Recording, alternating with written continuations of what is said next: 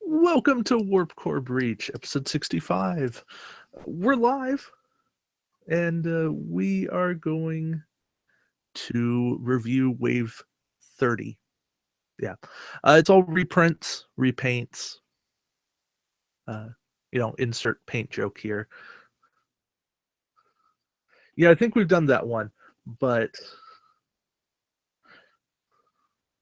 it is.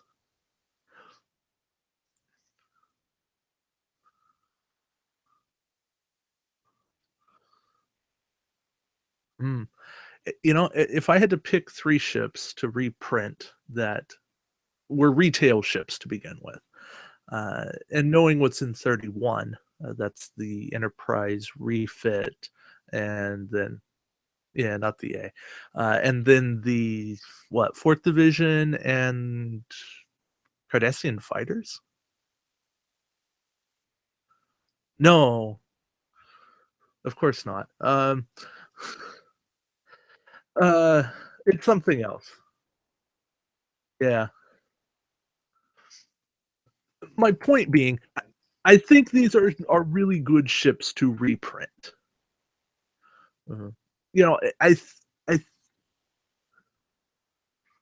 I think they could do with, say, reprinting the Praetus or the Apnex to give us interface generators, cloaked mines again, but they can also introduce those in the Romulan faction pack that's coming up. And then the third ship in 31 is the fifth wing patrol ship, the Dominion Jem'Hadar patrol ship. So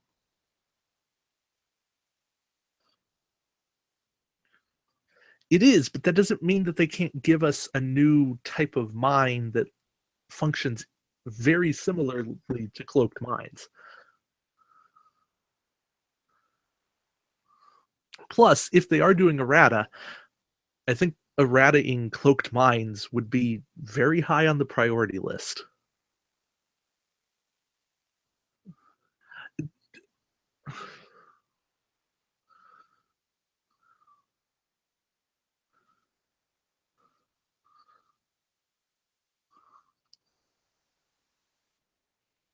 Yeah,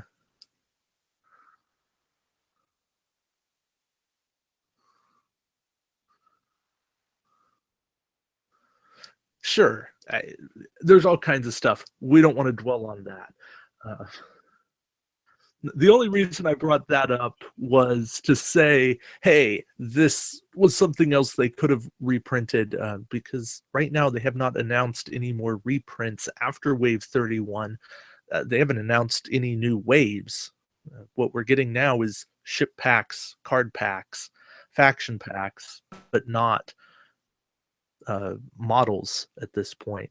I mean, those are coming in the faction packs, but the days of a single blister are done.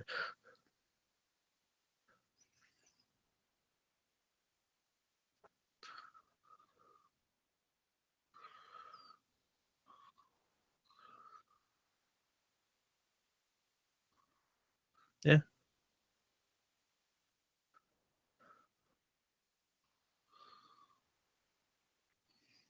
but that's not terrible.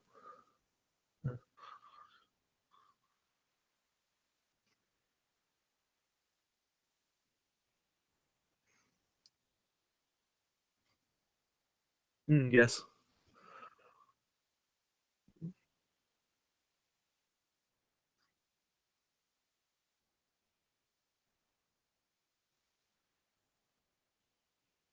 Mm,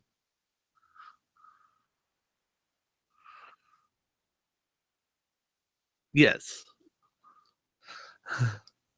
I think we count as sharks in that situation, but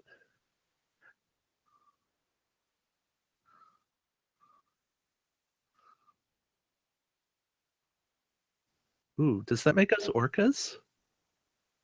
I want to be an orca. Anyways, you're getting us. We did that as an intro once too, didn't we? Ah, fun times. It's been almost 2 years that we've been on the air. I think we've done just about every duo in Star Trek.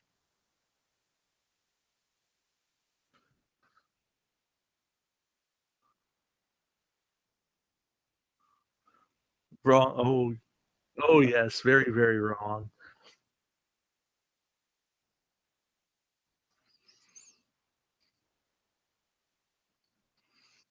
Mm,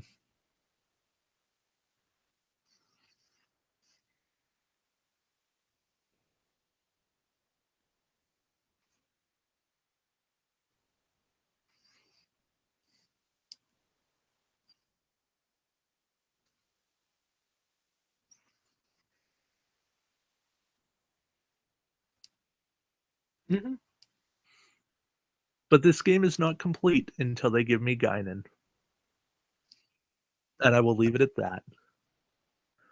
Although it is yeah, it is interesting that she isn't in Star Trek Timelines, the mobile game either, and I'm wondering if there is some kind of a licensing issue with Whoopi. Mm.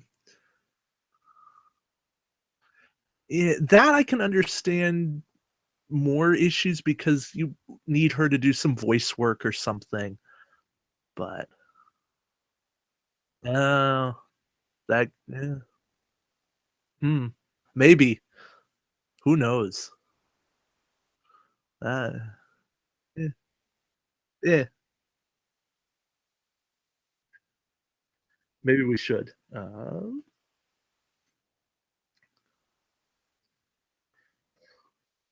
oh, that hurts.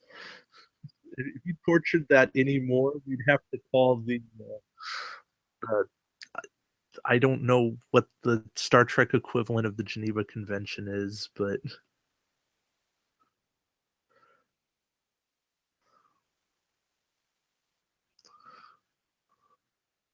you mean the one that's a part of one big happy fleet?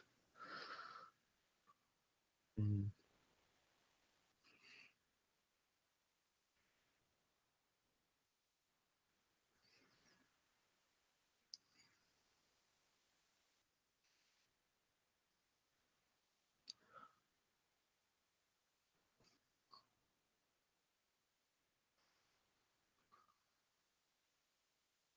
Which is actually really good because this is the one ship I had trouble sharpieing because of the, roll bar. Well, not even the nooks and crannies, just the roll bar on top. Because Sharpies are really fat and the hard to get angles and just so yeah, I understand.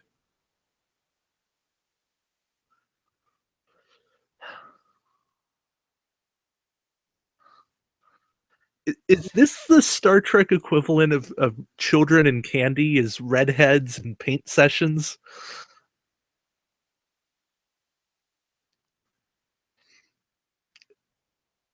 This truly is becoming Warp Core Breach After Dark.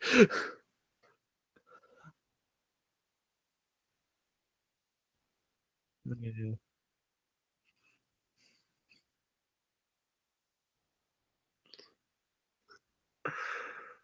Wow. And the view count drops. It should, but okay, the Reliant. Model, yeah, model looks good. Ship, it is a ship. Mm. Mm, mm, yeah.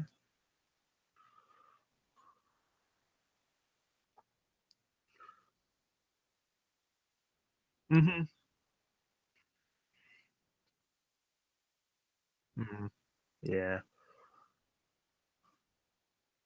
Oh, yeah. Yay. That's good.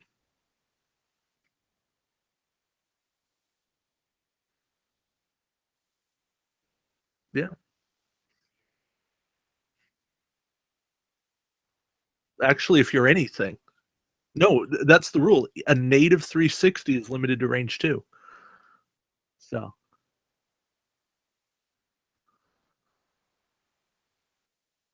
well, thus the but you pay for those.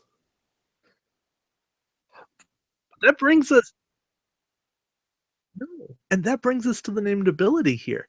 You get an extra attack die when you fire at range 1, so this thing doesn't get 3 at range 1, it gets 4. Mhm.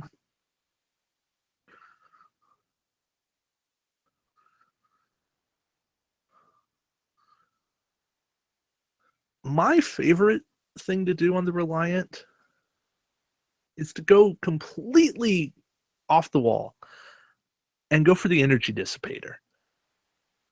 Now, it's super expensive because you end up paying 11 for it, but the looks on people's faces when you have a 180 energy dissipator that gets 4 dice, mind you, because the Reliance named ability comes into play. Uh-huh, uh-huh. You could, you could, and then their shields are down, so you can beam the triples over to them. Um, yeah, I I did, I did a build academy on Car's energy dissipator, and he works so well with the energy dissipator because he gives a +1 attack die to everything. But he also works really well on the Reliant. And yeah, you're investing a lot of points, and this is more of a support ship, but it can play a really fun role. Uh, I think that's where I'm at with the Reliant. Every time I play it, I have fun with it. It's maybe not the most competitive ship in the game, but it's something I feel good putting on the table. Uh, and with the advent of systems upgrade, you can get a tech slot on this, which is nice. You know, you end up sacrificing either a crew or weapon slot to do it. It's kind of a pain, but you can at least get a tech if you need it, and you probably do because you want to live a little longer. But yeah, what do you end up doing with that? I don't know. Unimatrix? That's never a terrible idea.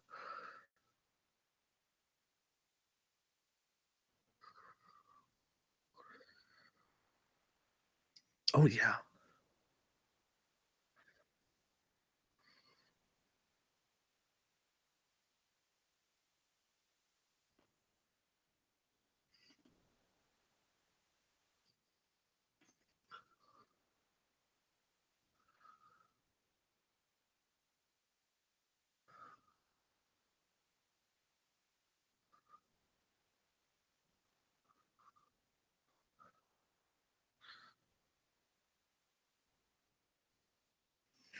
Right, or ion thrusters give you more flexibility. Yeah, because so often we see the trade off with 180 arc ships is that their turns are red. Excelsiors, Dakirs, Constitution split it. They typically the two turns are white, the threes are red.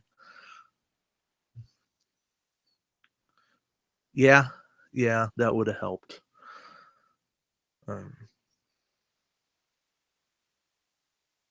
make it more like the Keldons, even if that means losing the one banks. Yeah,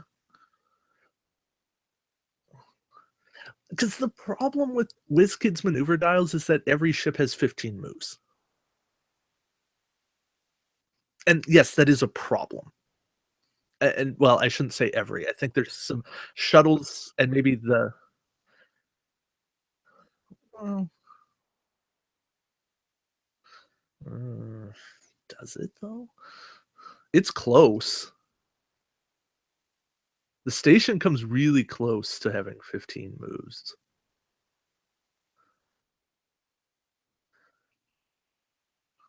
I know at that point you still win money, but oh, fine. Deep Space Nine has 11 moves.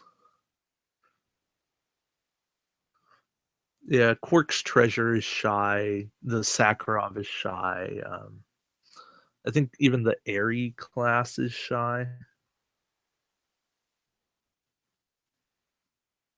But,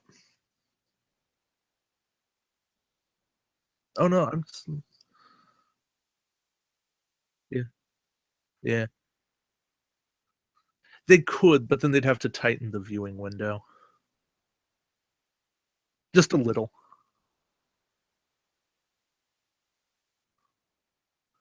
Yeah,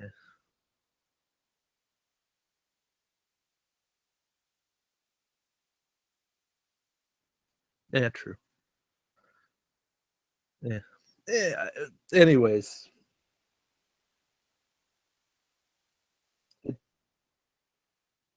which is nice.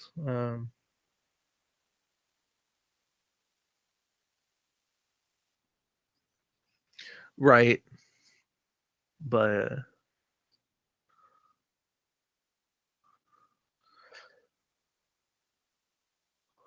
I think the only time I wouldn't is if I was trying to reenact some Dominion War battles and I wanted to run like a Defiant with a couple of Miranda escorts. Obviously, the yeah, yeah. Mhm. Okay, that's what we need. We need the Saratoga. Yeah. Yes, though the Bozeman took on 2 forms. When it was in TNG, it was a Miranda, but then when we saw it in First Contact, it was not a Miranda, it was a Soyuz? It was a upgraded Miranda class, a modified, so, yes.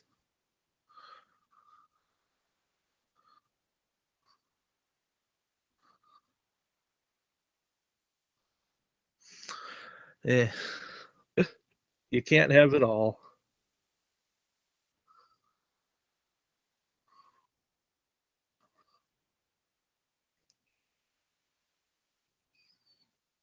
Yeah. Mm, alright. Generic ship, it's okay. Uh, alright, that brings us to our Captain Khan! Yeah, I'm not Kirk. There may be people sleeping around here. I don't want to wake anyone up. Uh,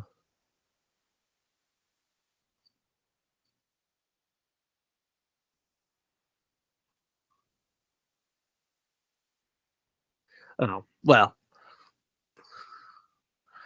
yes. I like going to the high school captain first, uh, because well, this con is just fun.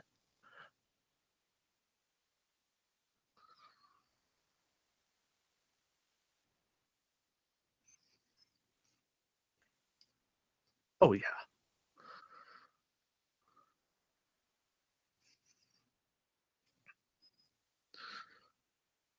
yeah. Is uh, this con takes over Fed ships and Dominion ships because he needs battle station action in order to work. Although now with co-pilot general orders, you don't. Eh, that's a ton of points. Yeah, but I'm thinking like a resource you'd normally run. I mean, yes, you could run Fleet Commander. I'm not bashing Fleet Commander at all, but I'm saying, co-pilot to trigger con. That's not a bad way to go. And then this con on a scimitar might be a reasonable thing to do. Um, yeah, he converts battle station results into crits instead of hits when you spend a battle station tokens. And he pays a faction penalty, but your upgrades do not,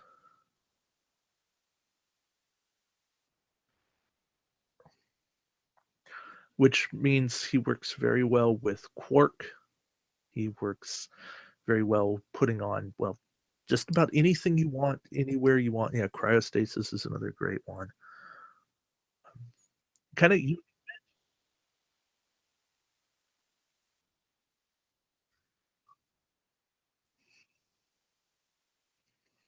no. Those are card penalties.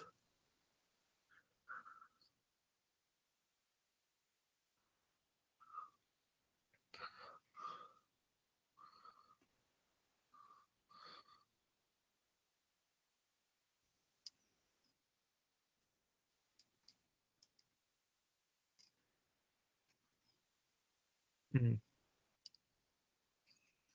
correct. But yeah, this con's fun. I ran him a lot back early on.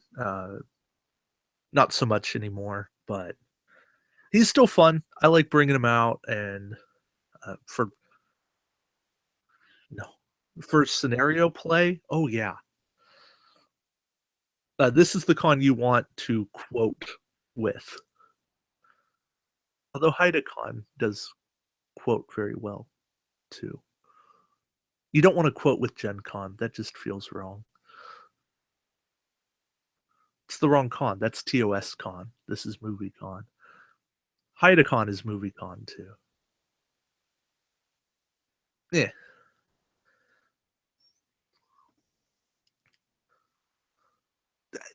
there are. Yes.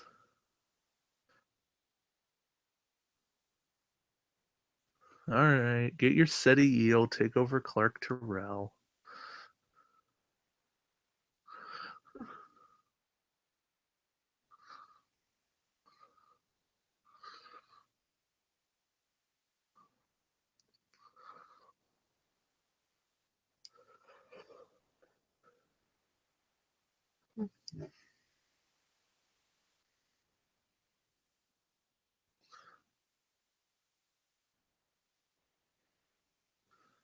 Yeah.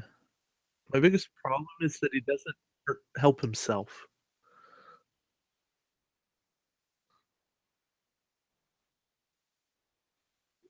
Yeah.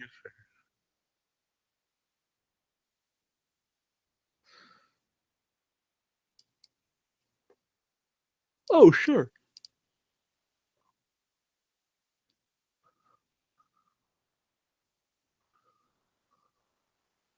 Mhm.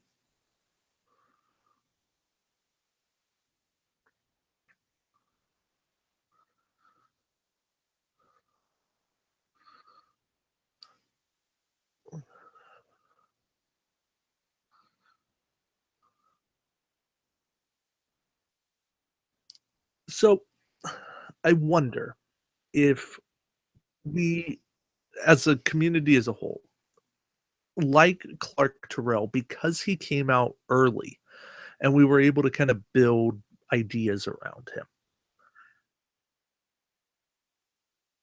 Mhm. I think we might at least talk about him and go, hey, he's a nice one skill captain or 1 point captain. But I don't think we'd think nearly as much of him if he came out today as we do, because there's so many counters to defense dice, and and he wouldn't have the history that he has. So maybe some of the love for Clark Terrell is based on the past. And I worry about that sometimes. I worry that my perception of these cards is based on how I thought about this game 2 years ago. Mm. Yeah, yeah, to a degree. You remember the the very strong emotions, the very good and the very bad, and the rest of it all kind of blah. It all just kind of fades. Um, and I think the reality is Clark Terrell is starting to fade for me. I I don't find myself running him. I don't really go to him because I don't like what he forces me to do, and that's run my ships together. And the reality is 1 extra defense die is almost never going to make a difference. It can, it certainly can, but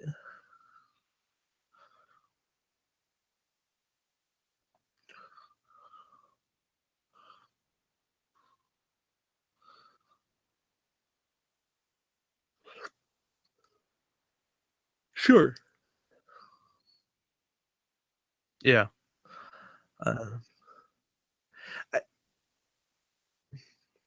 I know there's a combination, I think it's the Hegtaw. It was one of the Klingon Civil War prize ships. Those all kind of blended together for me. It's not the Bortos, Tar the Tyrol, um, but it's one of those 2, because that also gives defense dice to friendly ship within range, and okay, then it's the Hegtaw. So you can put him on the Hegtaw, and then you're giving 1 ship +2, and that starts to look okay, but, the reality is they're still just defense dice, and they can be taken away like that.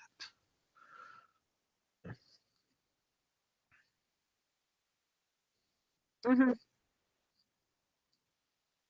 Well, yeah, but it's the way I thought of it is it's an extra boost on top of him, eh, but,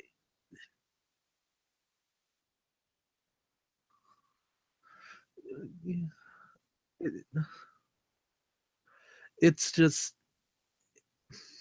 yeah, again, my problem is Meg charges, Nanclis, a bunch of scan tokens, and all your defense dice bonuses are gone.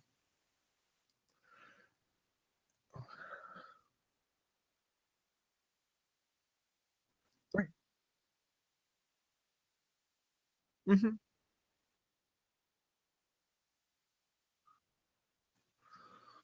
and that's just overkill. If you need that many yes, Nanclis plus Goval, and if you really need it again, plus Lee Nollis, plus Beverly Crusher, that well, forget Lee Nollis at that point, just Nanclis plus Wayoon, but yeah, if you just need to do it twice, Nanclis plus Goval. It's just yeah, so okay, Clark Terrell, he's okay, but I think he's becoming worse. Yeah, but by all means, my opponents, keep running him, please. He's great. He's absolutely great. He's fantastic. He's the best captain you could ever run.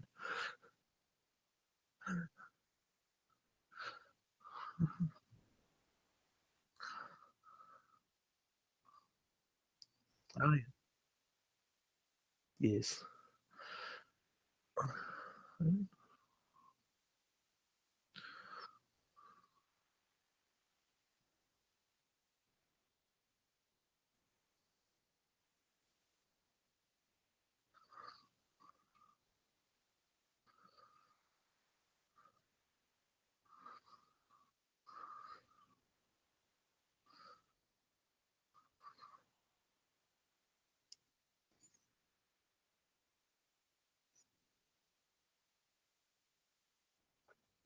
And class and but yeah, most of the times it's slots.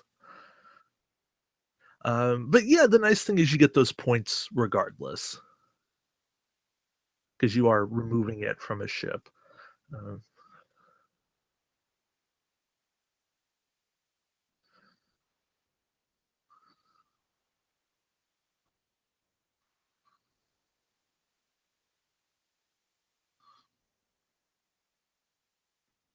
Yeah.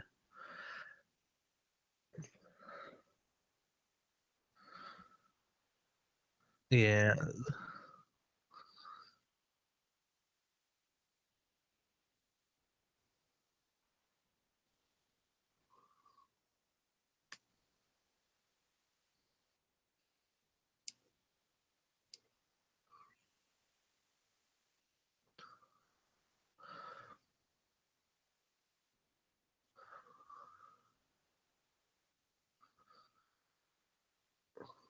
Yeah.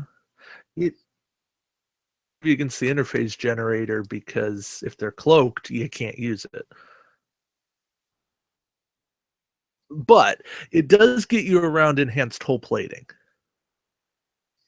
And that's something, while not at the top tier of competitiveness these days, it does see OP play.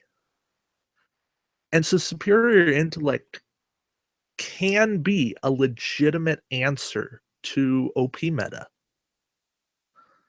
I I I mean, I absolutely think second of 5 is a better answer, but yes, but you're right. A projected stasis field into a superior intellect, that can solve any problem you need it to. Um,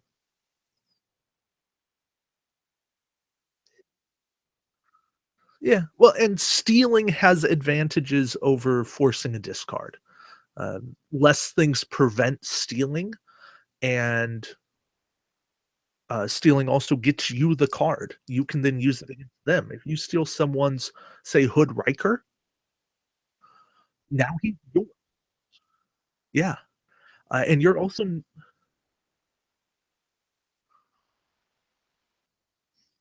it is. It is absolutely legit. You are not bound by the unique rule. I mean, you are, but not once you've stolen it. Mhm.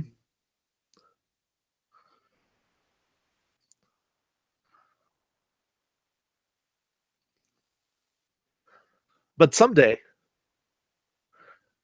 hopefully. So yeah, superior intellect, it's a nice card, right?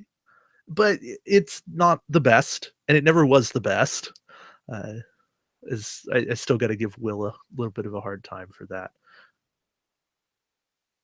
but it's kind of fun. So our other talent, yes, our well, then I just stab at thee, which is our other talent, and this is a 3-point card. It's non-unique. If your ship was just destroyed, roll 3 attack dice and inflict the resulting damage on all ships within range 1 of your ship. These ships do not roll defense dice against this damage. So it's basically, yeah, it's basically a cloaked mine that just goes boom. But here's the nice thing, it's not unique. It's not limited per ship. It's not a discard, which means cheat death, which means do it again. And that brings me to another build that I've done. Boy, I've done more Build Academy stuff based on the Reliant pack than anything else. Um, yeah, my Suicide Reliant.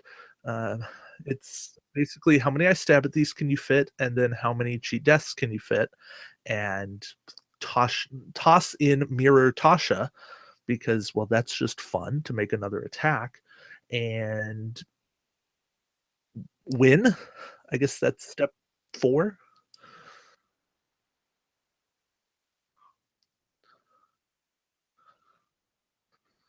Yeah, yeah, yeah. That's uh yeah, and senior staff makes it even more ridiculous. I guess you become limited by a financial budget of how many Reliant packs do you actually want to buy for copies of I Stab at Thee.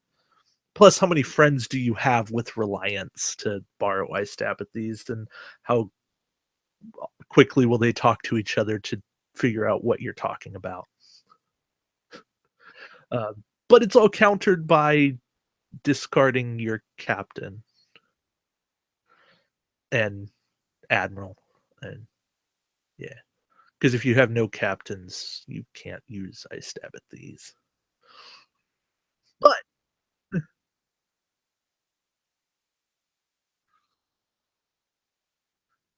Yeah, yeah.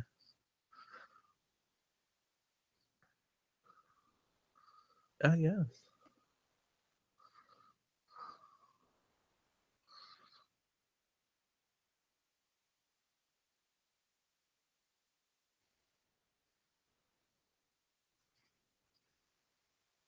Yes. So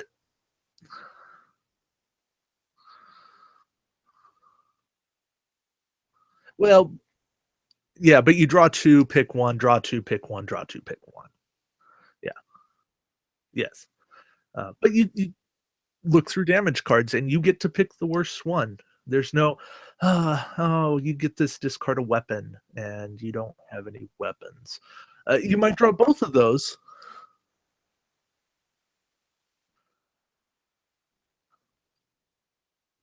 Oh, like Khan? Yeah. I was gonna say, because you know how we say that, Ducat and Bohica are BFFs in this game? Well, Khan and Joaquim are also BFFs in this game. They're just far more expensive and a little less buddy buddy, but yeah, yeah, we can go with that. I do like Joaquim. I used him a fair bit early on. He is directly taken from an X-wing TIE Advanced pilot who had the same named ability, but because it was limited to a ship that had 2 attack dice, that ship almost never got run. But being able to run him on any ship you want is far better. That that's what I always thought. I loved the ability, but I hated the limited usefulness of it. And so when I saw this as a crew card in Attack Wing, I'm like, "Okay, A, I know where that came from, and B, thank you." And now I go, "Oh, it's a little pricey." It's great. It's a great effect. It's just I can't really justify the points.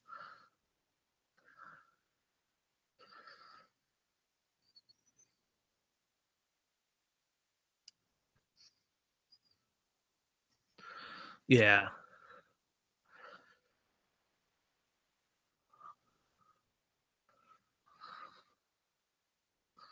Yeah, you need something like mm, yeah, but you almost need, like claw augments, right? Thus Kapla or the Day is Ours. I think isn't there a mirror wharf that discard to add damage? But it is damage. So trying to sort through get to the hole faster. Yeah. Yeah, so there are ways to make him work. They are limited and make him worthwhile, but uh, he's not terrible. He's just pricey, and you better justify his inclusion. Yes. Um,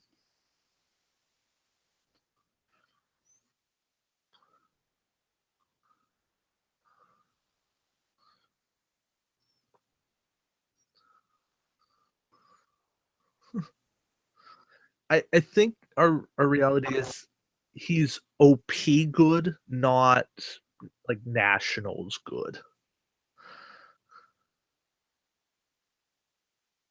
I would be shocked. I would be shocked to see him in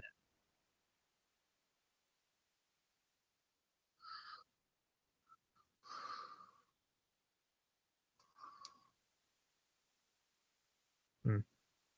You have more faith in people than I do.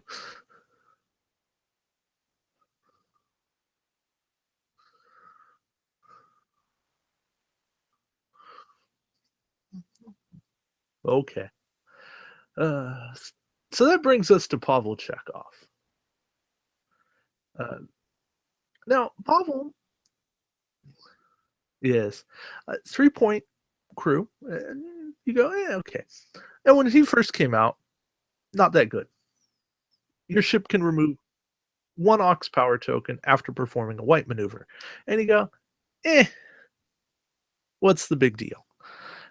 Great, I can do a white and get rid of that aux after I back up or something. And it's like, eh, does that really matter?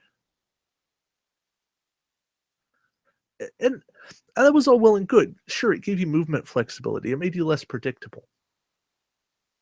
Really worth 3 points. And then Voyager came out. Voyager with its 360 for an aux, and it had no red on its dial. So now all of a sudden, Chekhov became the you get rid of your aux every single round, no matter what maneuver you do, and life is good. Yeah.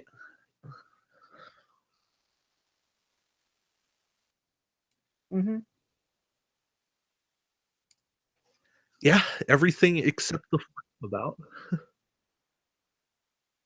But yeah, sure. Right, right, but yeah, Chekhov, fantastic. Mhm.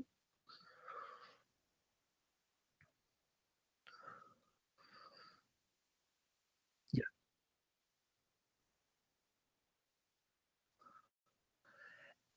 and that was the instance where you knew that the design team had a plan, where they were building cards that started working with each other, not necessarily in the same pack or even in the same wave, but a little bit down the road.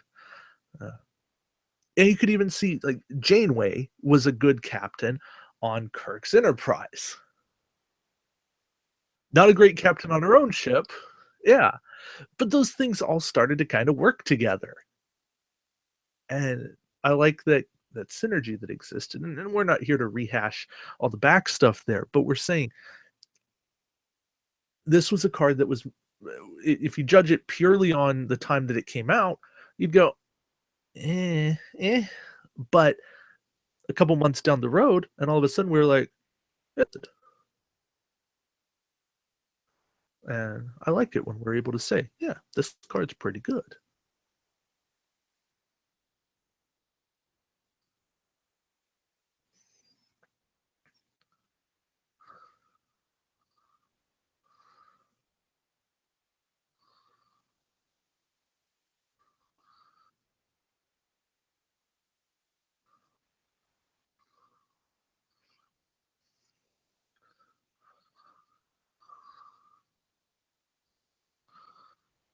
Eh,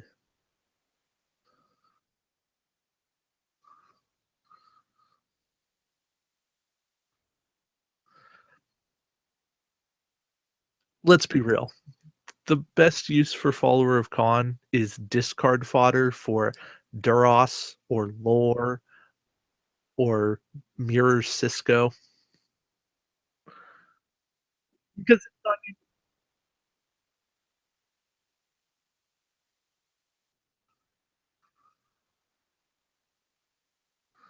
Oh, if you're talking about crew to.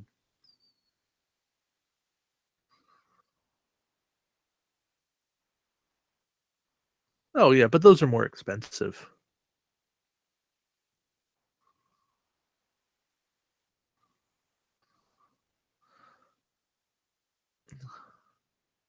Yeah. M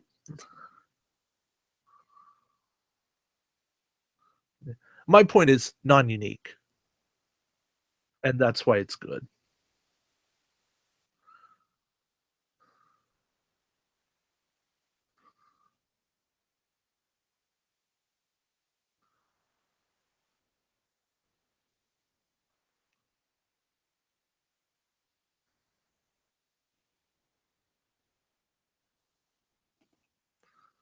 No, the best reason to buy a second Reliant is for I stab at thee.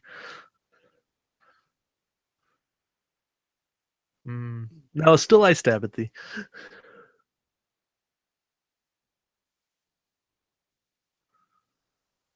Didn't we already get that? Oh, well, we kinda got that with the prize Reliant, but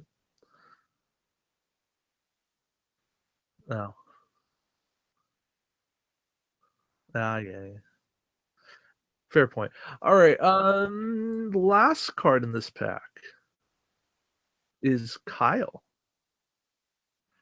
Um, now Kyle well, no, we really don't. It's a new rule here. We don't talk about them. It's like Fight Club. Exactly. Right, so Kyle, he's a 2-point card, and he was actually part of a regional winning build. This is back in the first regionals. He was on a Voyager Enterprise D double 360 Fed repair build. So Scotty, it was Scotty, Kyle, and then Chekhov for Voyager. And yeah, I random tidbit that most people have no idea of, and that build probably had no business winning. It's that nobody ran Borg in that regional. And this was pre-Borg nerf. Yeah. So, yeah, if anyone had run Borg, Borg would have smashed that regional. But, uh, anyways, yeah. Kyle is action. If you did a green maneuver, repair one shield token and reduce your total attack dice by 2 this round.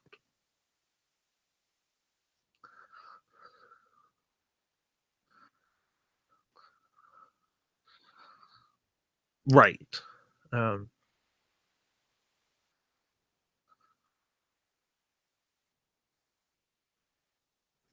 you could. That's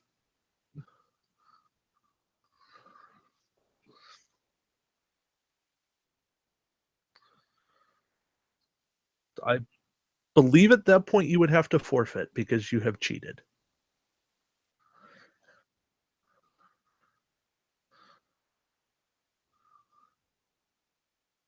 Yeah.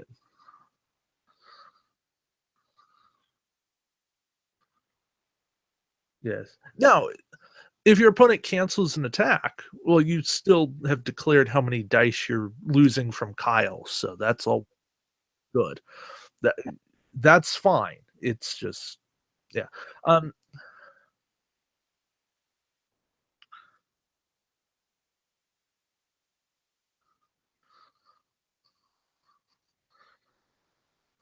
yeah, it would be.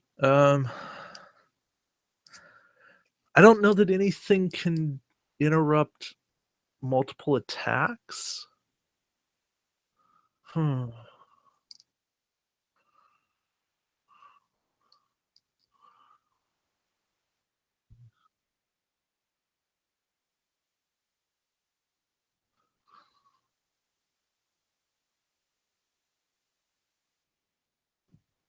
Mm.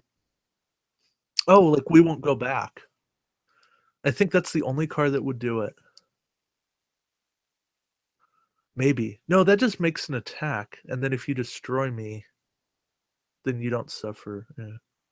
Anyways, eh, I'm sure there's some weird exemption that would work, but exception, not exemption. Uh, yeah,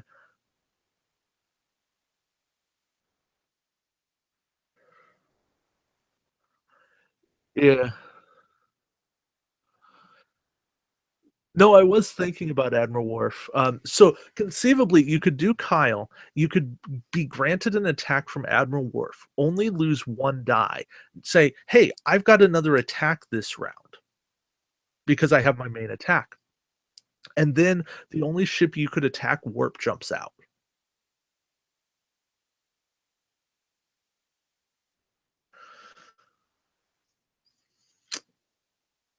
Um, that would be weird. I'm not sure if. Huh. I don't know. I think the best ruling is you just have to take your -2 on the first attack. But I think it's defense dice you should be able to split, but I don't know that you actually can. Anyways, I don't wanna get bogged down in rules. We can do that when we have editing, because I can magically edit stuff, so we cut it, but, um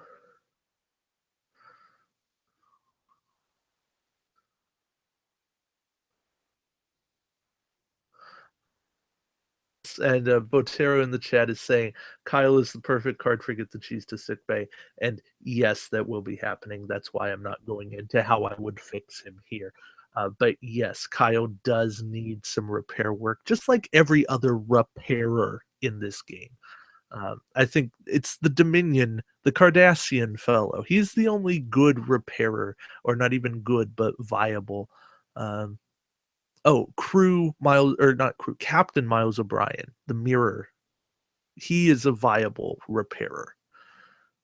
But outside of that, every other repair card just has too many restrictions or costs too much.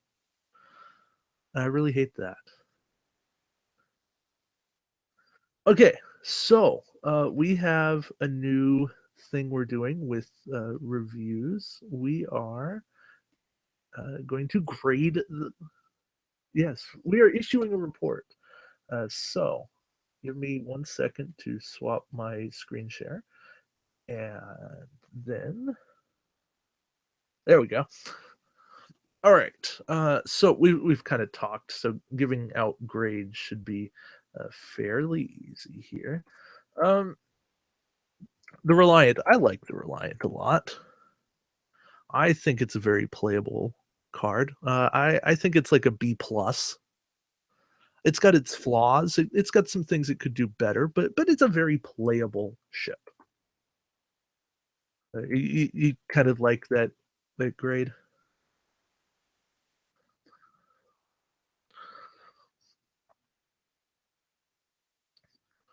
Yeah.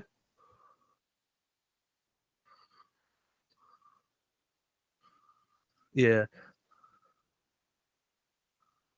Right, A's are like the top stuff. Now, the generic Miranda, that I struggle with that.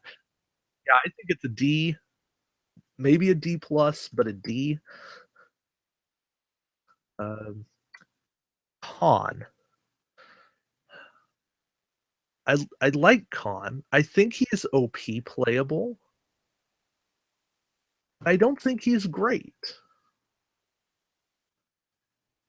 Oh, I don't even think B. I'm on a C. Maybe a C plus.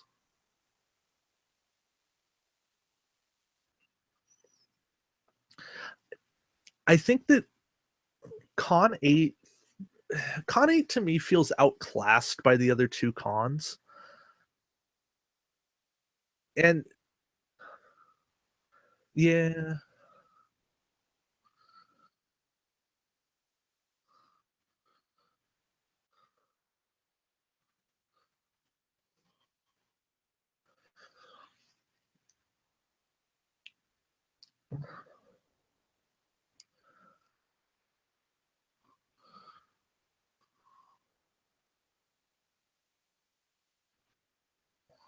so I'm going to give him a C plus B minus.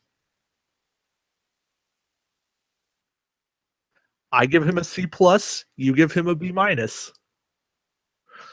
Thus, a C plus B minus. Clark Terrell. I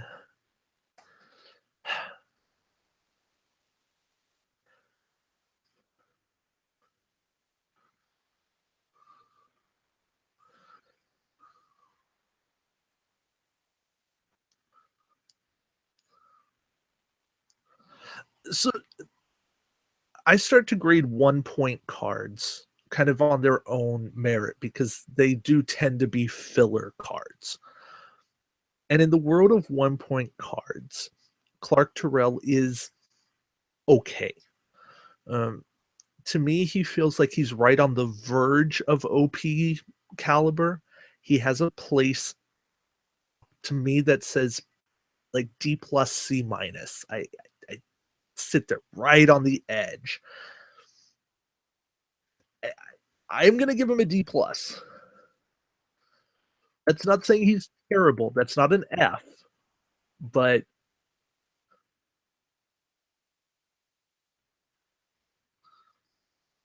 that's that's fine. That's okay.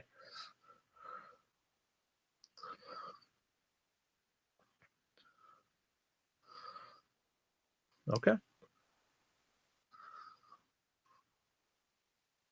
Okay. Yeah.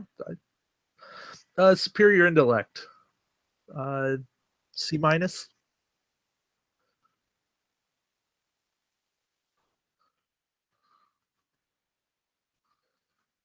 Okay. I stab at thee. That feels like B plus, B plus to me.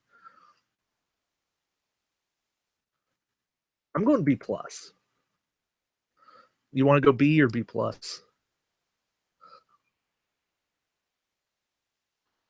Yeah.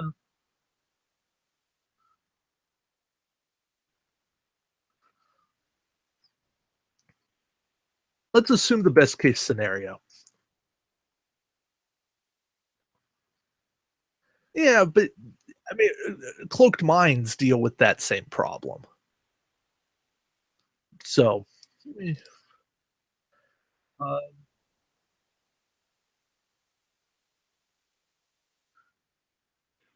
oof, okay. You and I have different thoughts there, but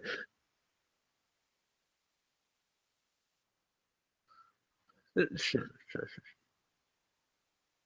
Okay. Uh,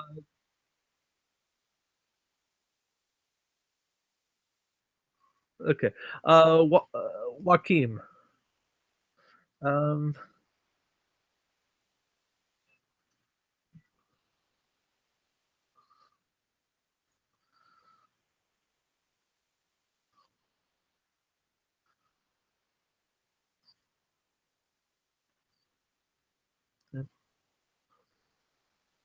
stunt helmsman. Yeah.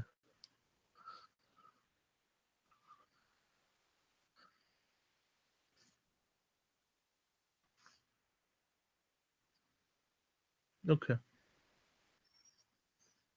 I'm going C. Chekhov. Uh, B. Great support card. Kyle's a D for me. And follower of Khan. F. Yeah.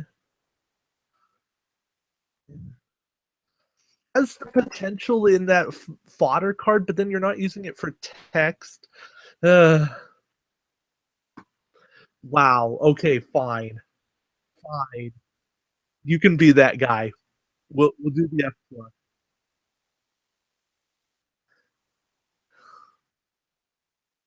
Fine. Fine. Okay, there's our grades for the Reliant pack. Pretty good grades overall. Yes, nothing's an A, but the it's a support ship and it's a support pack. And that's pretty good. I mean, there's a lot of B's in that pack, and that's good.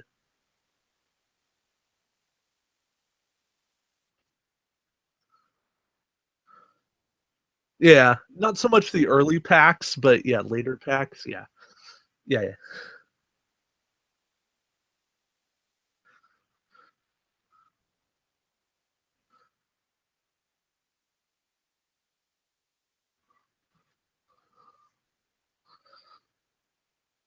Mm-hmm. We're putting on our critical competitive player hats when we're trying to grade these cards. We will talk fluff and thematicism all day long and encourage those. But when we are sitting down to grade these cards, we are saying we're going full competitive here.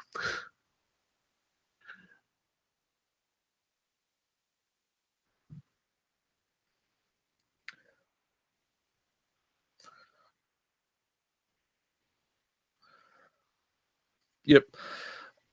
All right. So that was almost an hour. Um, Valdor? Okay. Valdor. There we go. Uh, no. There we go. Present to everyone. There we go. Okay. I've got like 30 windows open, so I got to get the right thing.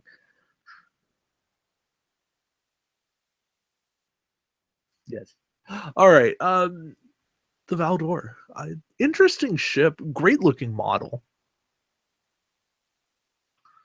It's a wide model. That's the only problem.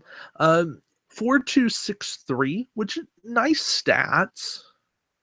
Nice enough. Yeah. If you do a green move, and there are 6 green moves on your dial, 1 and 2 straight and banks. Uh, then you add +1 attack die for the remainder of this round. So that's essentially your 5th attack. Uh, Given your options to get a 5th attack, that's not bad at all. Um, 30 points, bit pricey, especially in comparison to the scimitar, but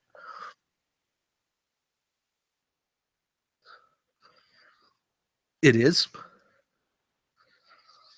right?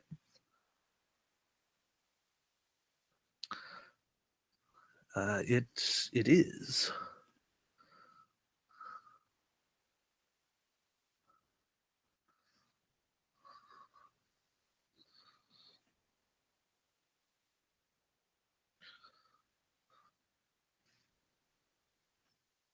Yeah, true. It's the less mature.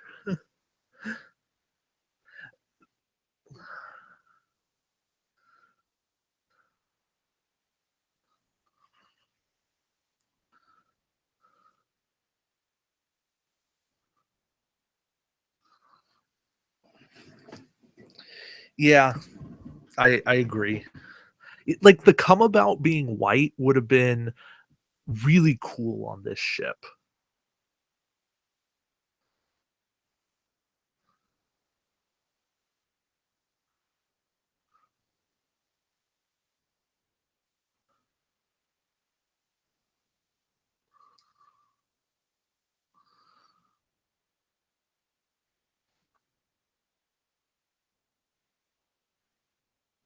Mm, yeah.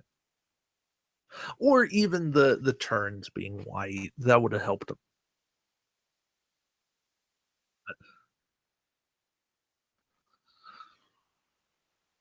Yeah. That's not the answer to everything, but it might be the answer to something.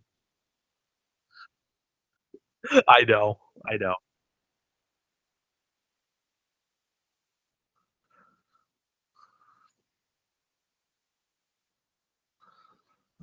It's on the Keldons, and it's on, uh,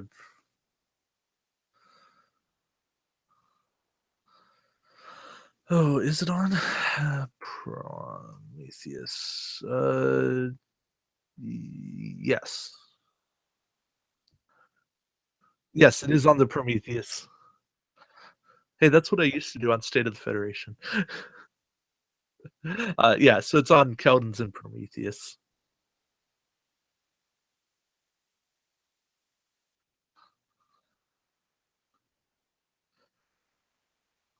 I'm sure something, well, I'm not sure. I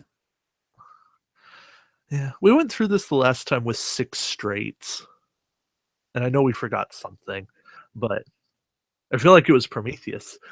No. Yeah, you're right. There's very few things that have that 4 bank, and it's because they don't know how to handle it. It's a cool move.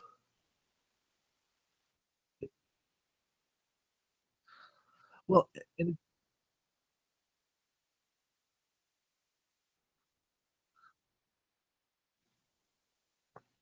wow. Yeah, yeah. Well, that's the best kind of, pun to do. A and it's because when they did the whole template design thing, they did, um, like, all their maneuvers in metric, but then they did the 1 banks in, like, American Standard. So and so that's why the 1 banks are considerably longer and so close to a 2 bank, and, so almost no ship truly needs a 1 bank because a 1 bank and a 2 bank is almost the exact same move.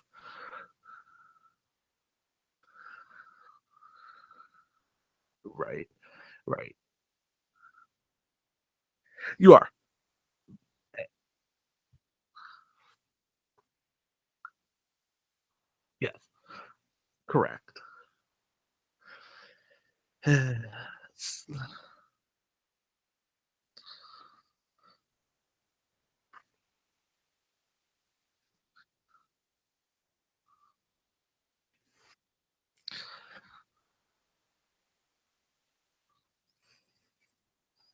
yeah, or a Captain Valdore.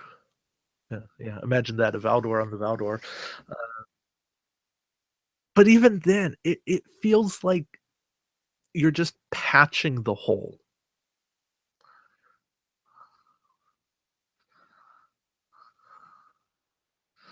except this is even worse because Romulans depend on their tech to be a viable faction.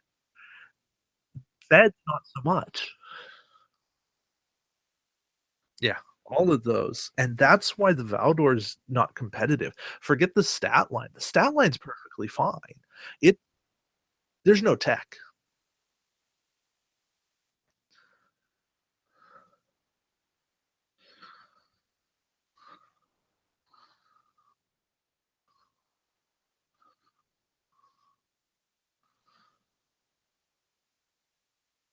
Oh, the Vrax? Yeah.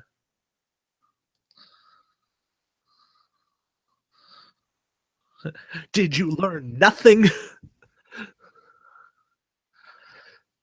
Yeah, yeah. Yeah,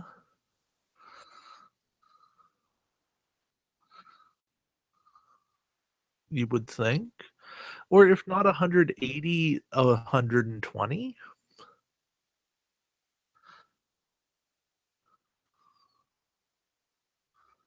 Yeah. I'm just thinking,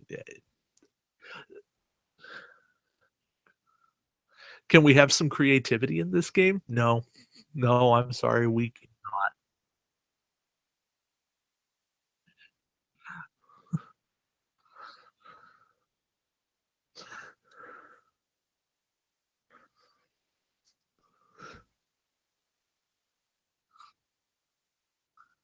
Oh,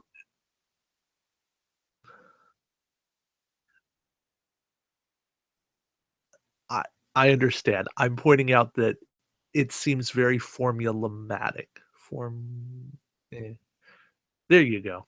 That works. It's ships have 90 or 180 or 360 arcs, and that's fine. Yes, and then they either have a rear or don't have a rear. And what I take the Valdor, and it's a fine ship. But then we got the Relora Sankur, Kazon ship, same named ability, 180 forward arc, 90 rear arc. Such a better ship. In my top 20 of named ships, what changed? 180 arc. Like, that alone would have made this worth it. Like, I know I said tech is one of the problems, but it's the arc too.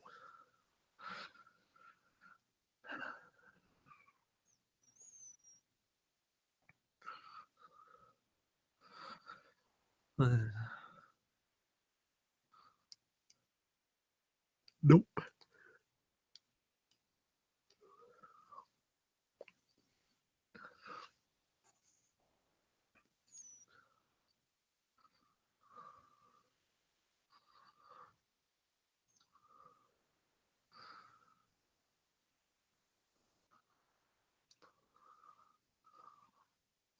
Yeah. So question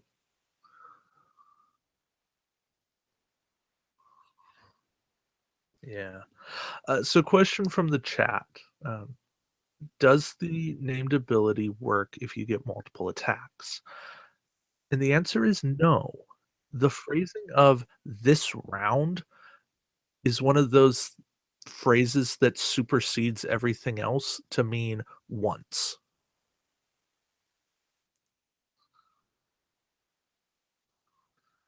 Yes. So if it had said, "When attacking, add +1 attack die," then that would supersede the "this round," but because it's a "this round," then it's only once. It's the same reason Denatra, which we'll get to in a moment, only adds +1 attack die total, not each time.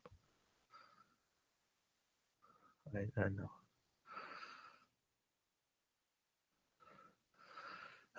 Yeah, if the Valdor added +1 attack die on every attack, then again, it would be better.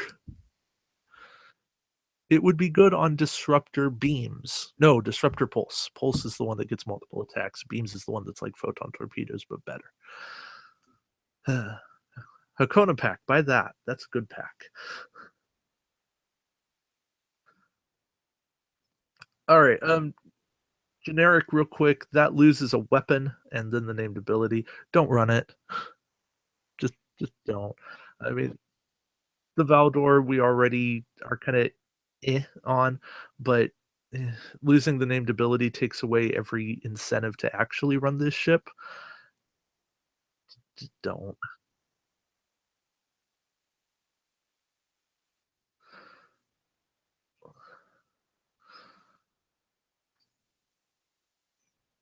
Yeah.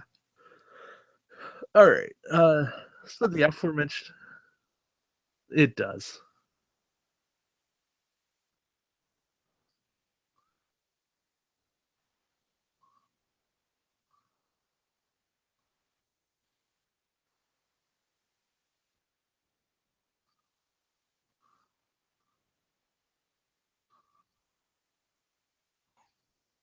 Yeah,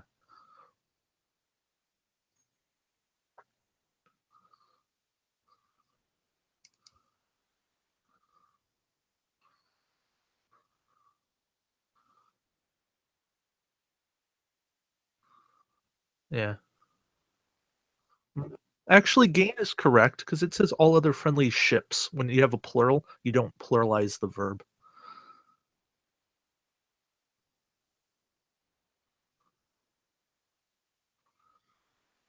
Yeah, but all other friendly ships gain.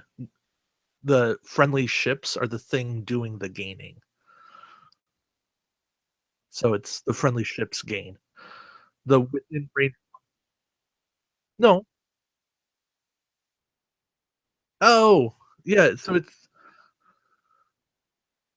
yeah, so it should be gain. Okay, yeah. Okay, okay, yeah. So it's all other friendly ships within range 1 of your ship gain +1 attack die. Yeah, okay, we're good.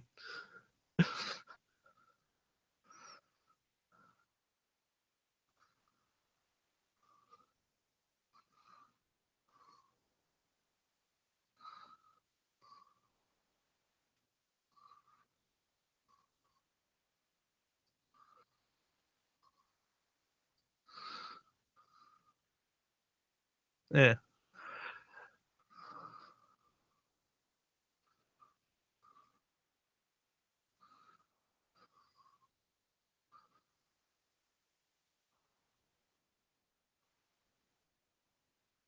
Or Utopia. That goes for everything. It's cards are more official than any third party, tool.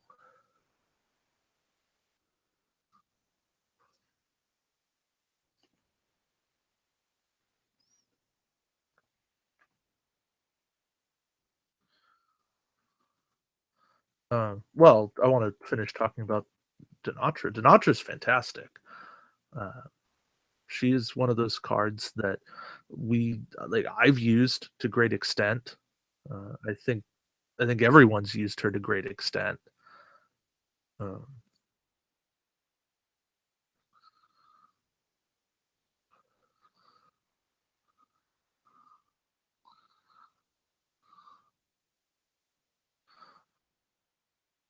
yeah, it still when you have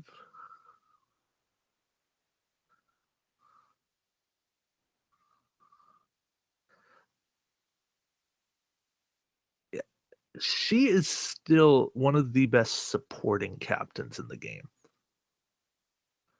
And it's because you slap her on a like a a Romulan science vessel, something that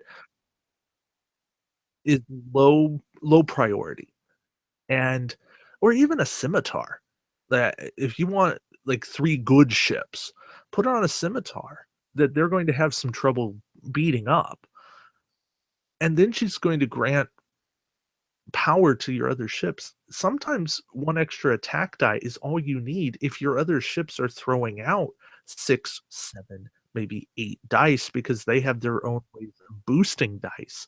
That 1 extra die is getting through shields, maybe into the hole, maybe making that critical death because there's only so much you can do to stop attack dice outside of outright canceling them.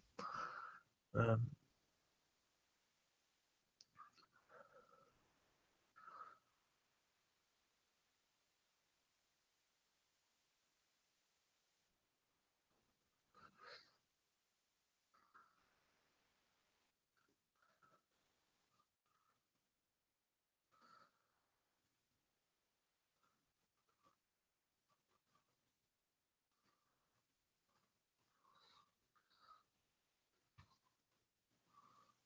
right.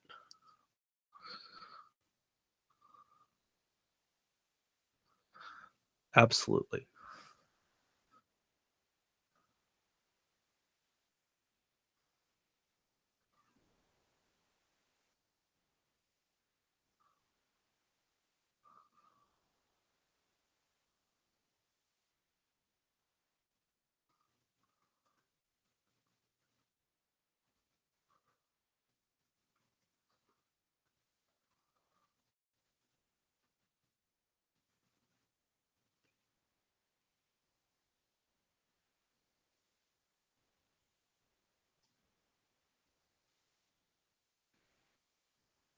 Yeah, I'm with you there.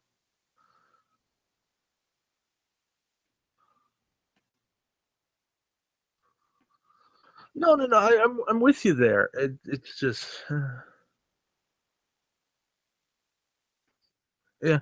Well, and that's what I guess I'm getting at is she does make those big attacks bigger, but she also does make small attacks bigger. She kinda does everything.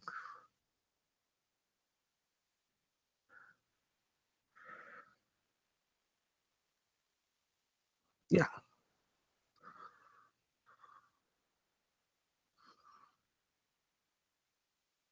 Mhm.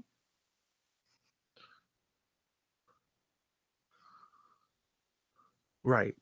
Which is everything except the Delta Flyer 2 weapon. Still a new standard of bad when it comes to secondary weapons.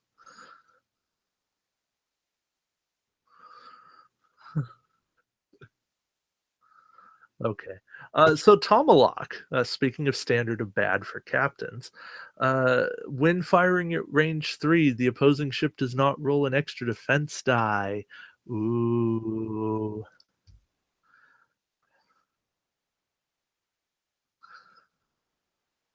And it's the only Prime Universe Tomalak. The other one is Mirror. Significantly better.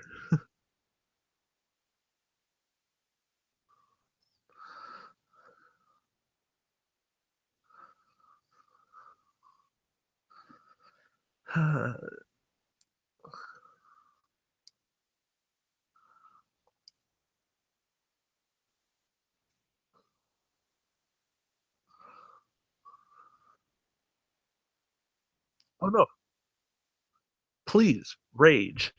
Uh, Tomalak was the villain of Next Generation, aside from maybe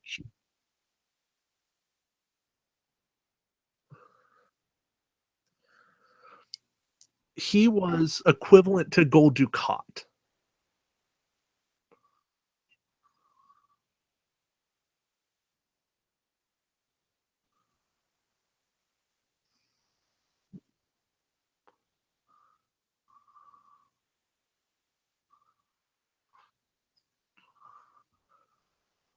He was in the finale, though. Yeah, yeah. I mean, if he did, then they had archive footage of him, but 'cause it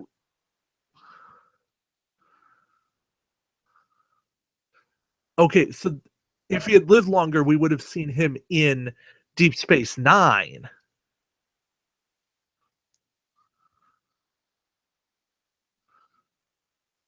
Oh, that's another card we don't have in the game is a Senator Vreenak, but yeah, mm, maybe, maybe someday. Yeah, okay, yeah, skill 7. Why not skill 7? Skill 8. 7 or 8.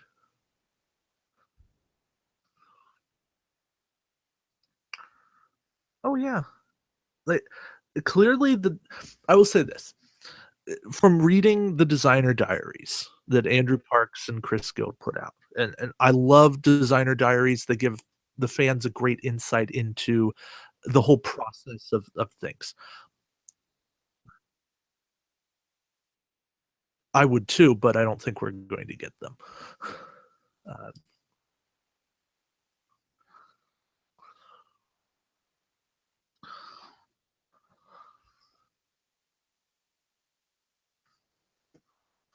yeah.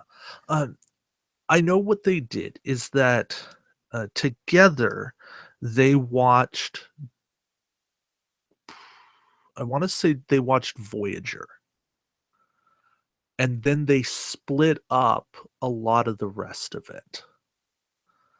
Or it could have been that Andrew Parks watched Voyager and that Chris was responsible for, uh yeah, Chris Guild was responsible for, like, TNG, and maybe that is what shows up because there's different things, right? You can tell who which series got more love, which where certain characters came from, and it feels like the TNG characters just didn't get the same love as Voyager, as some of the Deep Space Nine stuff, as some of the original series stuff, which is weird because I think, without trying to start a whole war on stuff, I think TNG is probably the most loved by people of your and my generation.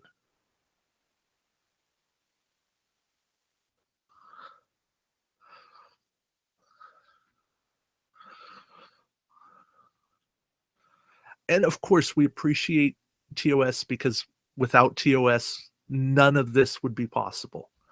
And yeah, and I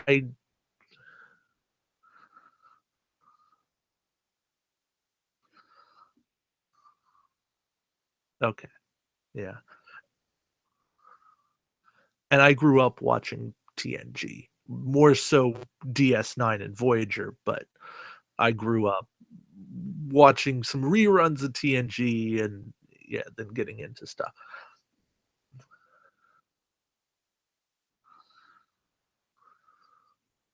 Yeah, yeah. Well,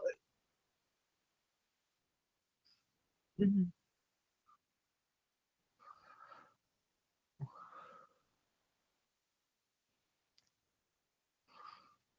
yeah.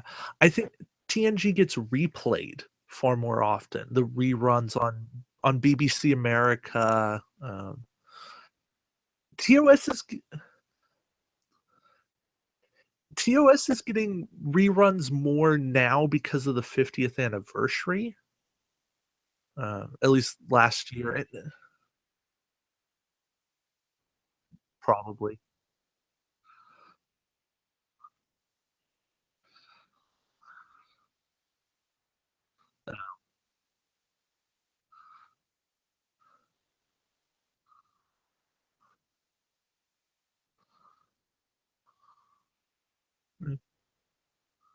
Yeah, yeah,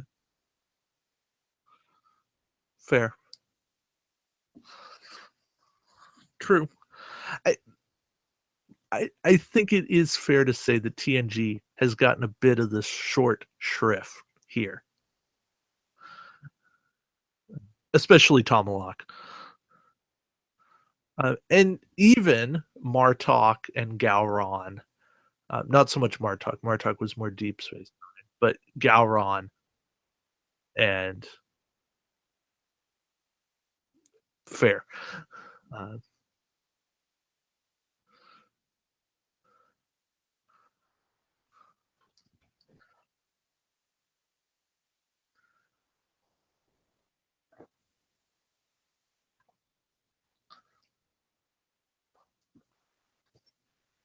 hmm?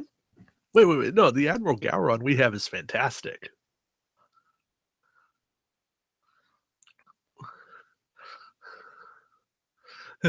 We need a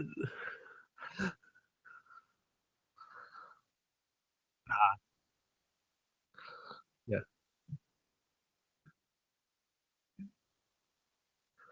No, no, we did not.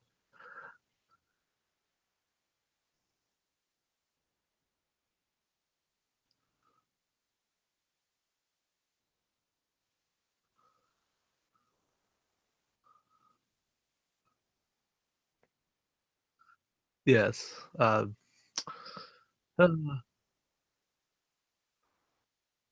okay.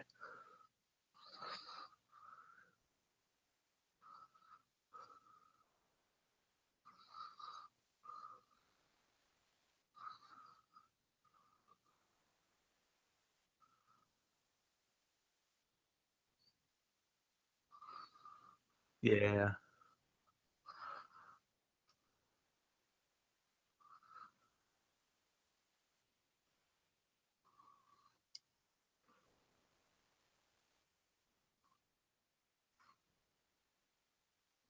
Yeah.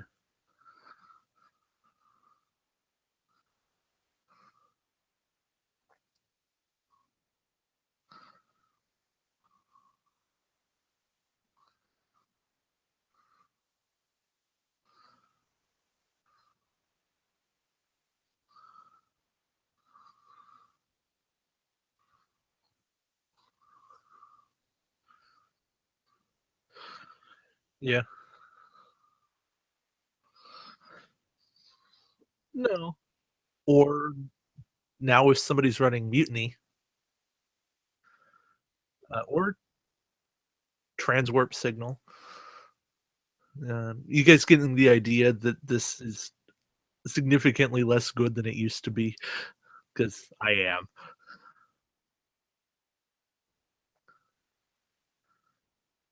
Oh yeah. But you know what? Even now, I think it's still playable. You just have to be aware of what it. You have to be aware of the downfalls.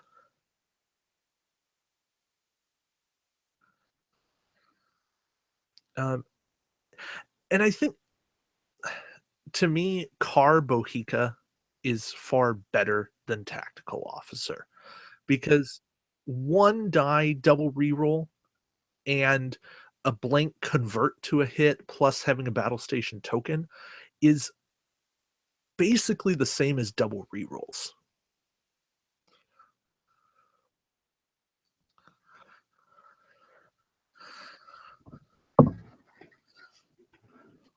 Um, in fact, it's probably better, and you don't have to have a target lock, so you circumvent all the problems of that we just laid out.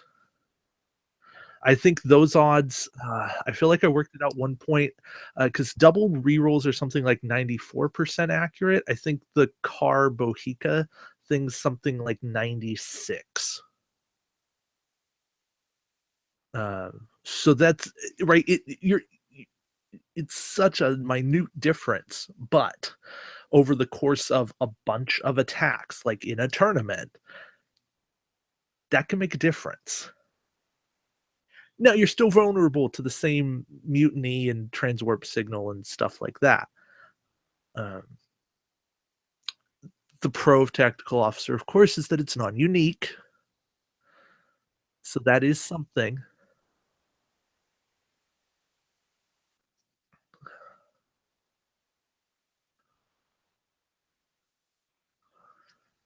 I think if it was unique, it would be to cost, but because it was non-unique. Oh,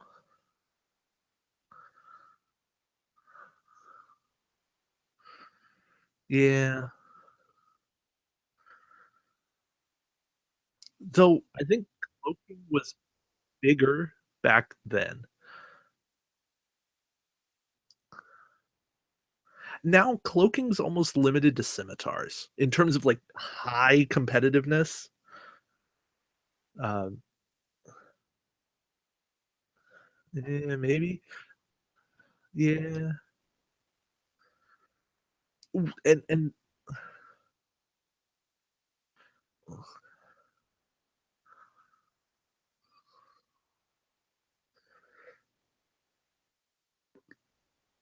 And with Klingons, you're going to do it with B'Etor, Lursa, and Admiral Gowron. Lursa to get the free. Yeah, and that's what helps with the Romulan side. And she prevents you from being target locked to the round you cloak. No, she doesn't. Uh, you needed protocol. Yeah, you needed protocol to do that.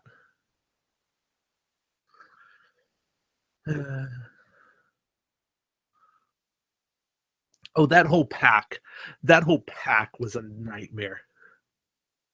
Don't even get me started on the Algeron pack. I don't. All forward disruptor banks. So it's a talent. It's non-unique. And for hey, hold on, massacre, counterattack, make them see us. Klingon talents. I got you beat. Okay, the two of them together are like garbage. Uh, and the best. Uh, now you've made me sad. I'm thinking about reverse course. I moved to sad rather than mad, so that's improvement. Uh, yeah. So all four disruptor banks. Action. Disable this card to add +1 attack die to any attack in your forward firing arc this round. So it's an action, and it's a disable. Yeah.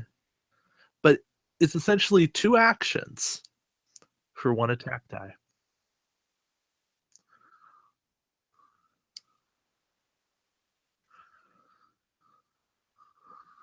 Mhm.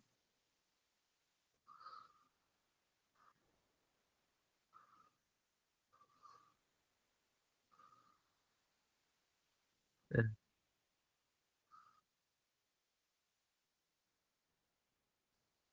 yeah. Is it early? Do we have another card in this pack? I think there's a weapon. Oh,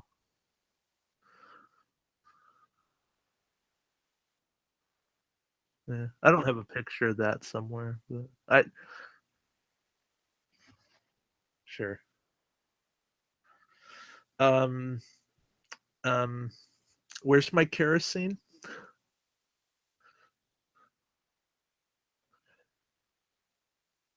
Shredder isn't permanent enough.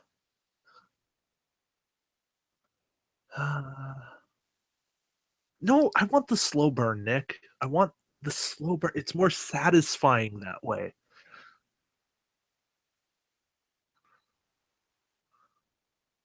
Yes, it is.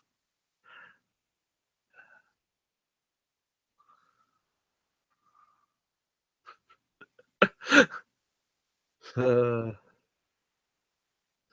yeah.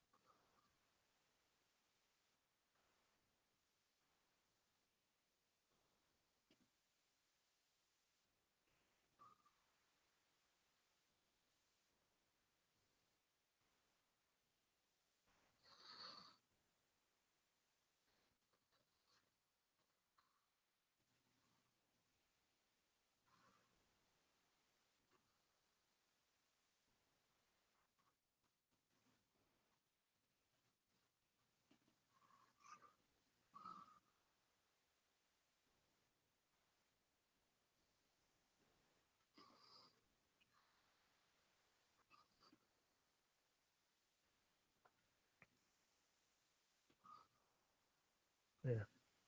Hey, I found him.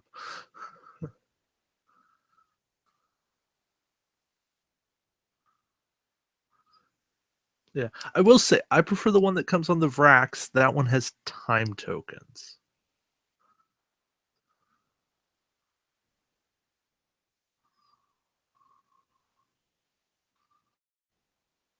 Yes. Yeah.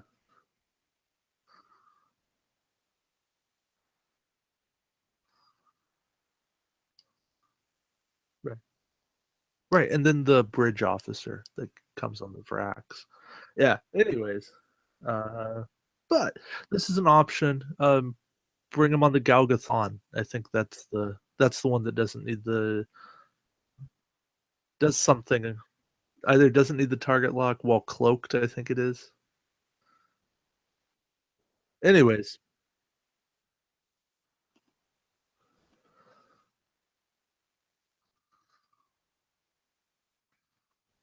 there you go. Bring it on the Galgathon.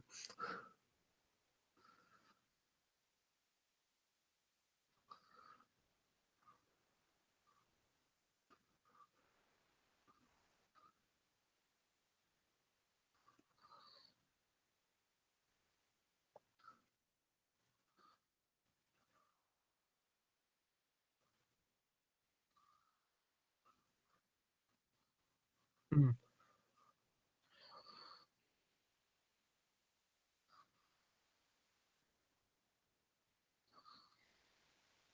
Upgrade plus. Yeah, I like it. All right, let's get through grading quickly. Let me screen share again. All right. Uh Valdor grade. I think we might differ a little bit here, but uh,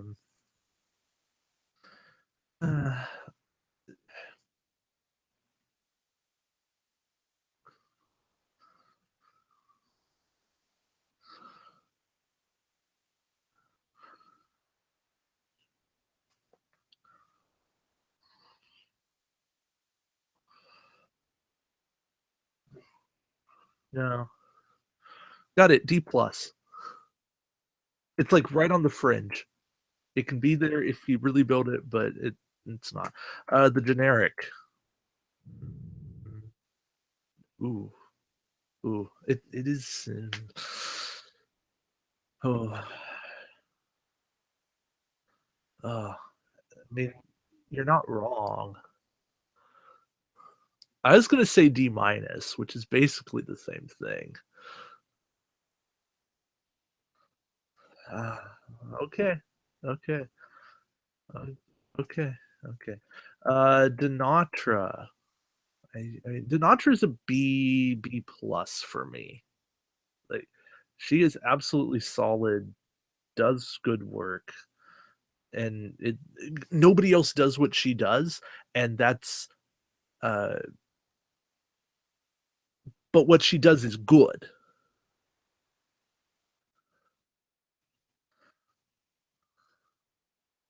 Okay. Tomalak F. I reading your mind. Not the character, the card. He fails on ability, on skill, on the picture they used. Uh, all four disruptor banks. That's an F. Wow. Wow, we've got three Fs in this pack. That's not promising. Romulan tactical officer. No worse than a C. Yeah.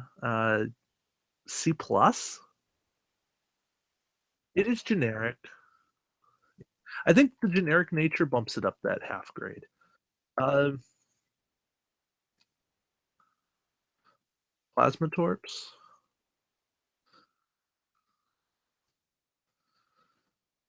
I mean, like, okay, best case scenario, you can run them on the Galgathon.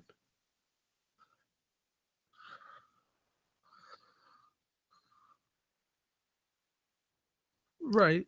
But now we do. Yeah. Yeah. C minus.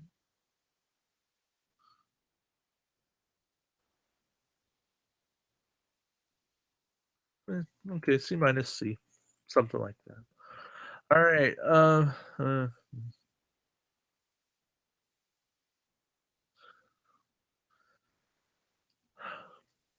I mean, oh well, I'm not grading photon torpedoes. That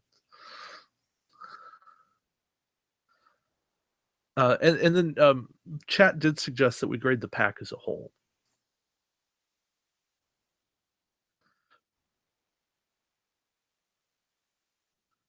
Uh,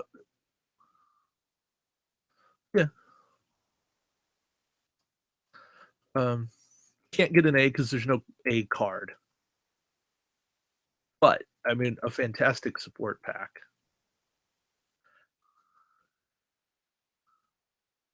Yeah. And the Valdore, eesh, I think it's a D.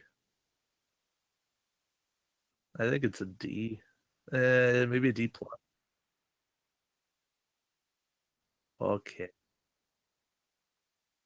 The only great card is Denatra, and then you have Romulan Tactical Officer.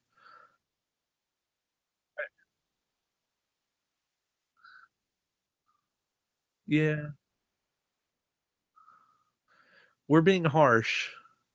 And admittedly, neither of us are like Romulan lovers, but we're also not Romulan haters. Uh, You can support them, but neither of us are like Romulans are the best thing ever.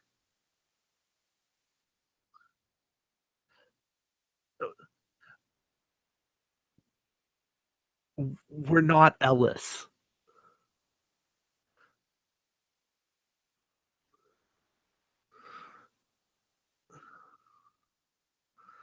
Fine.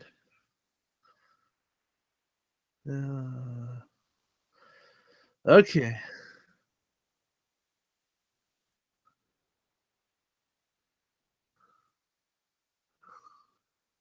indeed. Ah, yes, when they had time to learn.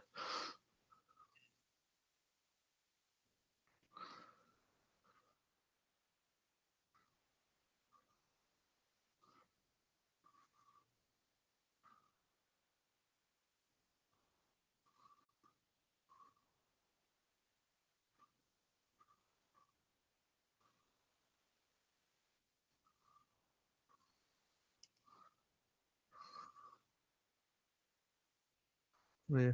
Which does have,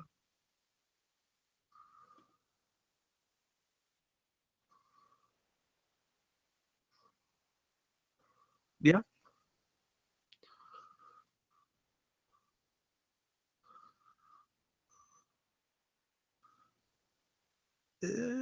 Considering they have to have a weapon slot, yeah. You can get by without the weapon slot.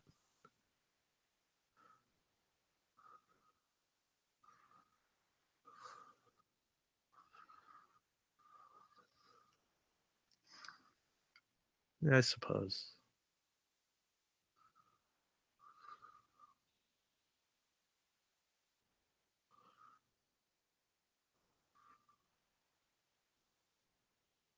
No. Yeah.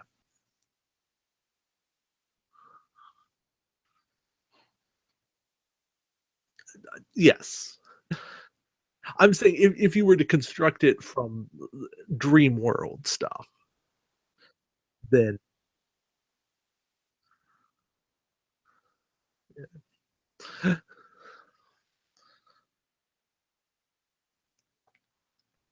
yeah,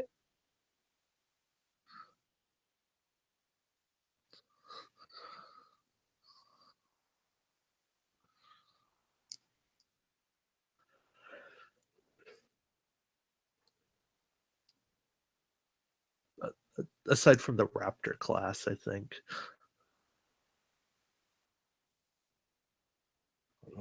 Uh,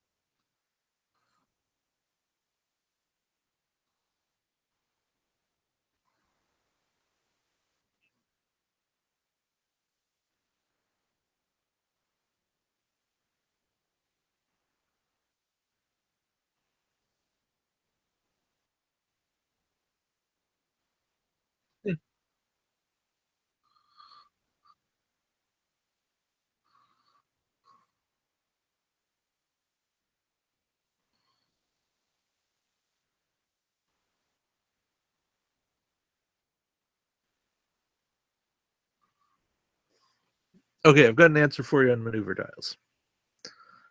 There are two types of Klingon maneuver dials. There is the Nagvar Cavort Vorcha dial that has the red 3 turns. And then there's Brell's D7s and Raptor class, and that has both turns are white. Yes. It is the standard dial. One, two, three bank, 1 through 4 straight, 3 come about, 2 and 3 hard turns. Only thing that changes are colors.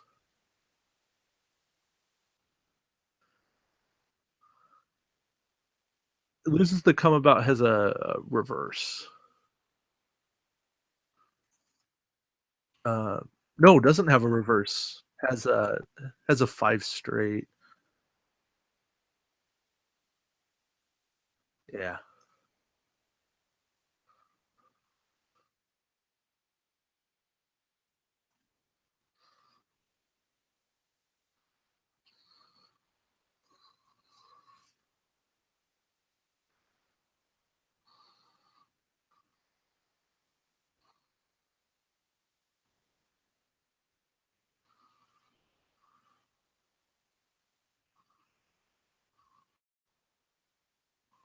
Yeah.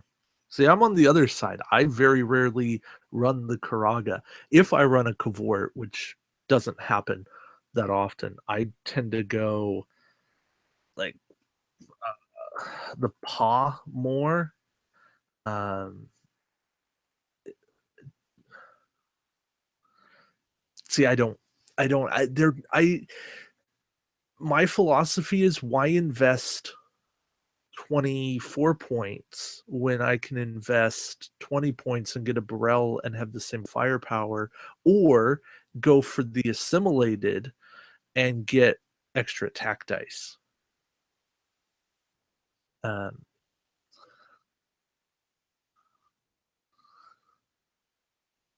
are you cloaking them?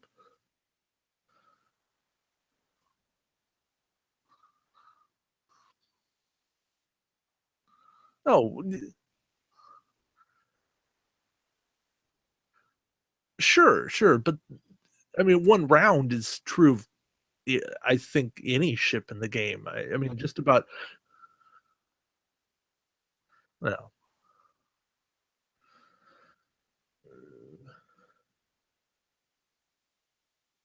uh, uh, well, the difference between a Burrell and a Cavort is 2 durability. Hmm.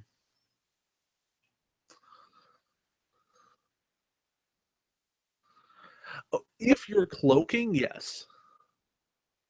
I I absolutely agree with that. I'm not, well, okay, sorry, I do have one exception. If you put an interface generator on a Burrell, then it's worth it.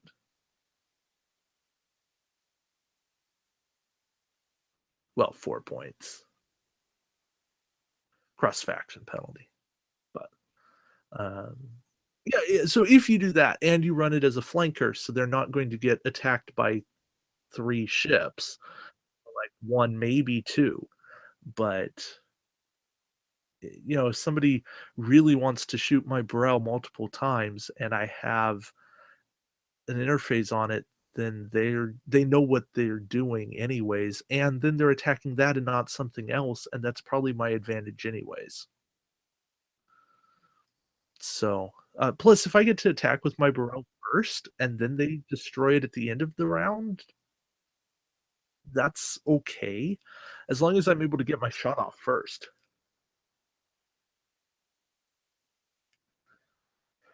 Yeah.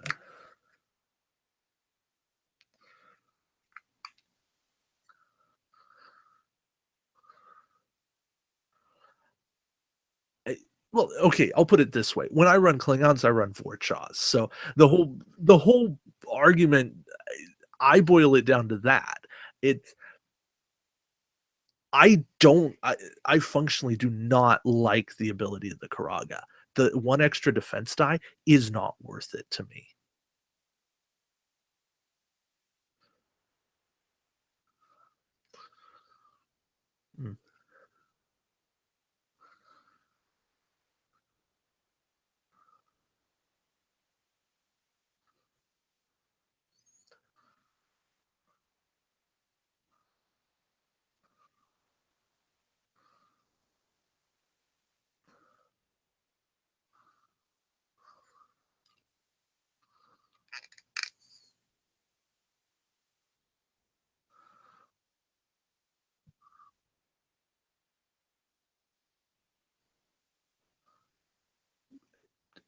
Sure. I mean, you've added 3/8 of a chance because of 1 die, and that's fine. I'm not gonna argue a die. Um, it's all just down to how you wanna play it. Uh,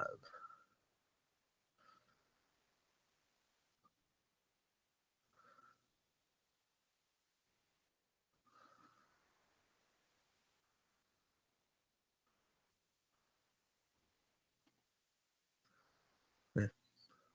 Right. I just like the paw more. That okay. There, we're on the same page there. Now I feel less okay. So then if you run the generic, you lose a crew slot. So then you do have 1 of each, like you were talking about. Um, and I guess there's reasons to run generic cavorts. I don't know what they are. Maybe you want a 24-point ship that can cloak, but just spend 2 more points and take a generic Vorcha. Find your 2 points somewhere else in your build, and then run your Vorcha. That's my answer.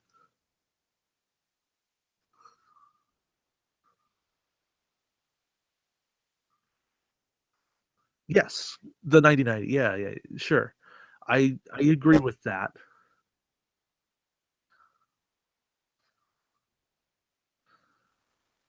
Yeah,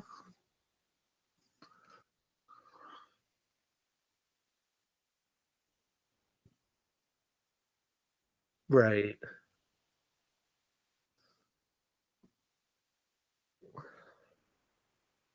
Mhm. Alright, well, I'll take Kern.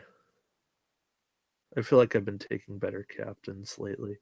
Um, so Kern is 3 skill, 2 points, and has an action. When attacking this round, gain +1 attack die. We've been through this. But in addition to that, place an Ox power token beside your ship. No. If he's not in action, if he's a when attacking this round, add an extra attack die. If you do so, take an Ox. Uh, sure, but I think somebody else did that. Maybe, man, I know. Give me a minute. But yeah, Kern's not great. You talk about Worf. I'll get an answer for you in a minute.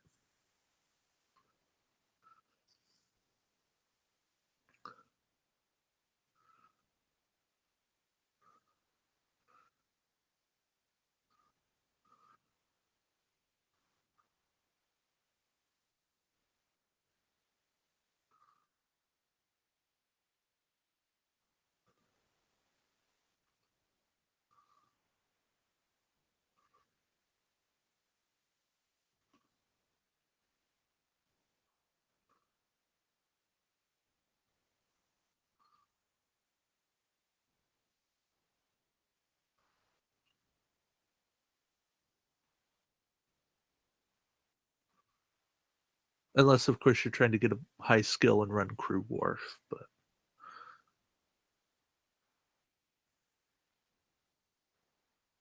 no, I hear you. Okay, most interesting man in the world. Yeah. Uh,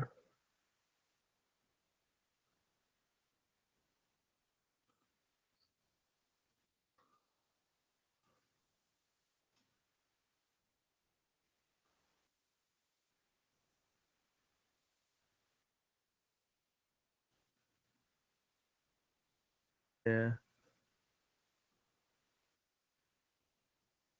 I I am.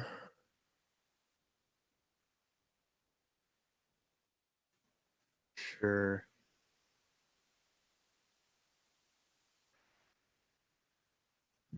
The the Negvar. 'Cause you wanted the Mata to be better.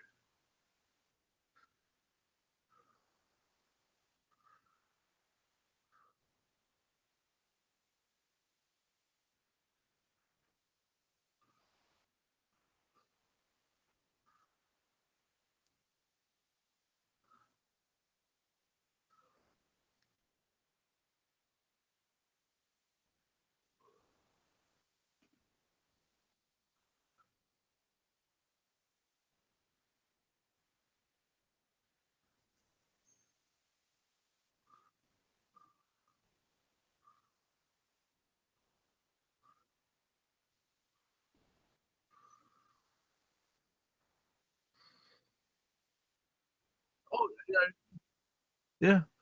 Uh, so I did look through every Klingon captain. I can't find who I was looking for. So must have been remembering wrong. It's a little like Samra Commander, but not really. Samra Commander is limited to range 3, so maybe that is who I was thinking of. Yeah, but yeah, Ingaren's fantastic.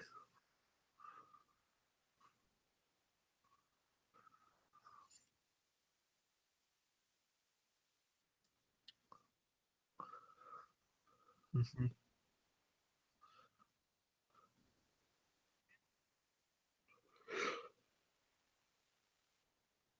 Yes, and the important thing to note is you get 1 crit conversion, but if you have multiple attacks, all your battle stations do convert to hits.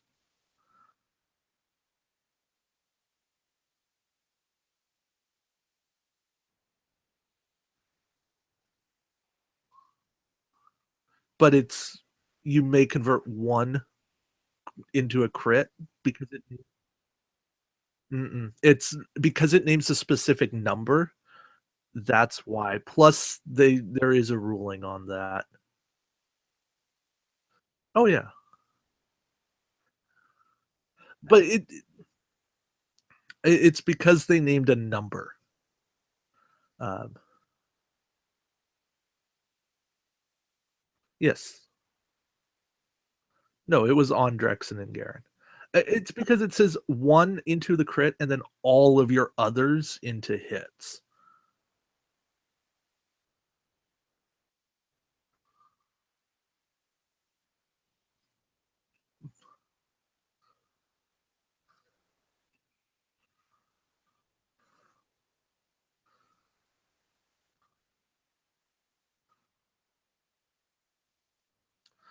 Yeah, that's the only way I read that card, so I don't know what I don't know what to tell you.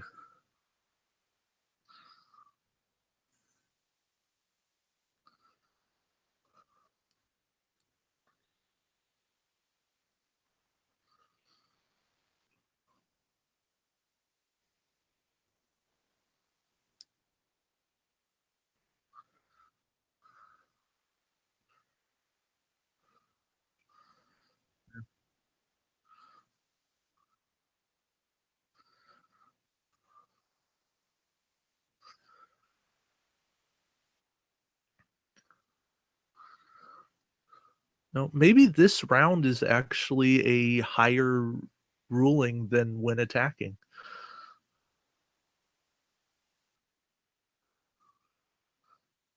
No, this round is used so rarely. Eh,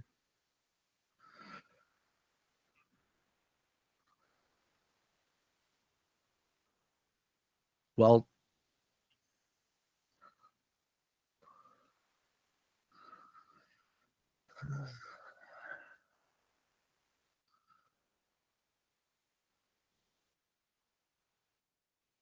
well, okay, you're talking opinion, I'm talking fact. I mean,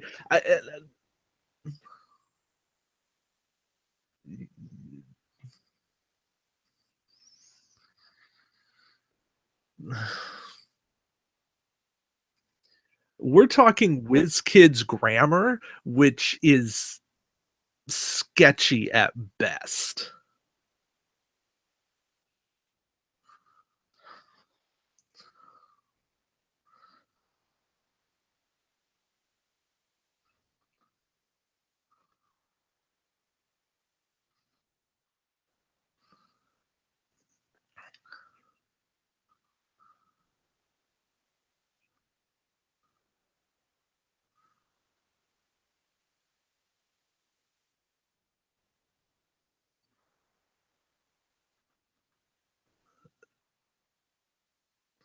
Okay.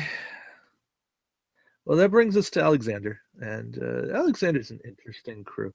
So each time your ship's hit for at least 1 damage, you put a battle station token on the card. Then during the activation phase, you can take one of the battle station tokens off the card and place it beside your ship. And place is the key word. Yeah, so it's once per round. It it's place, and place is a good thing. We like placing tokens. Nothing can stop you from placing tokens, bumping, ox power, your opponent being a jerk. Right, you can still perform an ox or perform a battle station token or battle station action. You can do whatever you want unless it says unless you already have a battle station token beside your ship. I think general orders says that. So,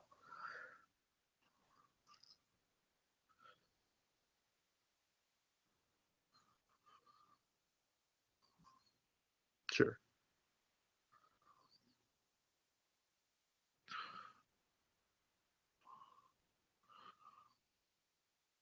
Mhm. Right, no, it is that ship's activation phase. You can't wait until all the other ships have moved and then we go, "Oh, wait, Alexander." Yeah. Uh, the problem with Alexander, of course, is you have to take damage and then you have to live. And then if you wanna do it again, you have to take damage and then you have to live. And, well, so often we see ships die in one focused round of combat. It's not this chip away, chip away, chip away, way.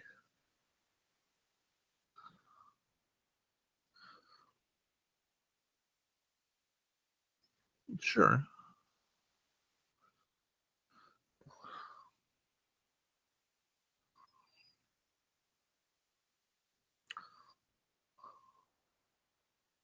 Yeah,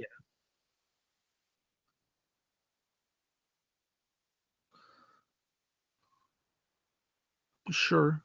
I I would rather have yeah, but there's times you don't want Gowron, um, uh, or can't use him on that specific ship. Yeah, sure. Um, I I would still rather use, invaluable advice or, right, Starfleet intelligence, yellow alert, uh, well,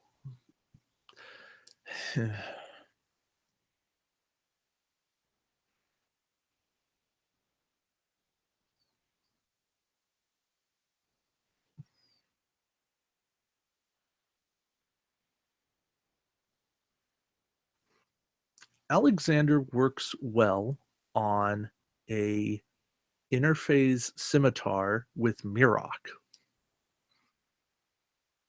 right? Take a big shot, interphase it down, and then Mirok to repair.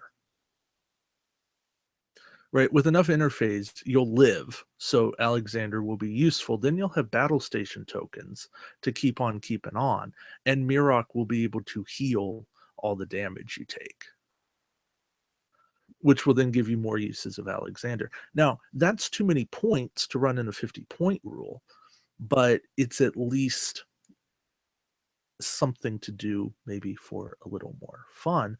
And it's annoying, but it's annoying in the right kind of way because it's not necessarily overpowered, it's just durable.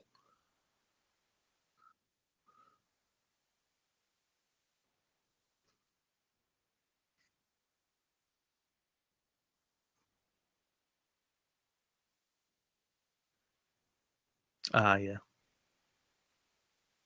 Okay.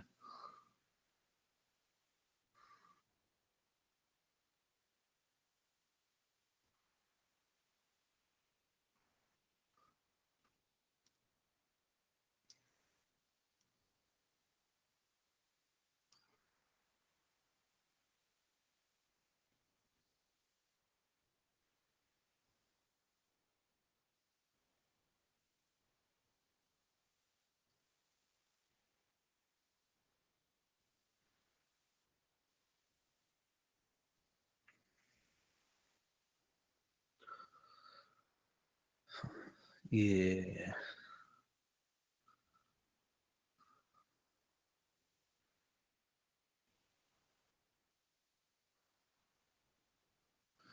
Well,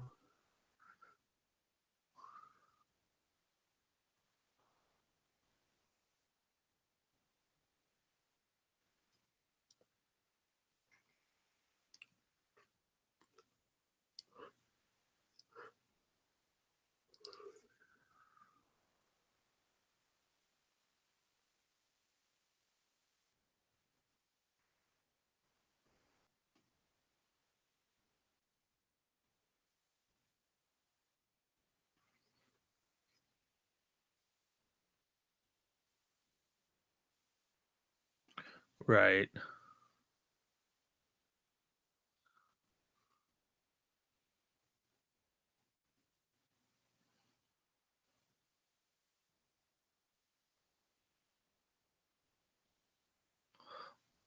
Mhm. And the only advanced cloaking is if you don't have an aux power token, so that does hurt.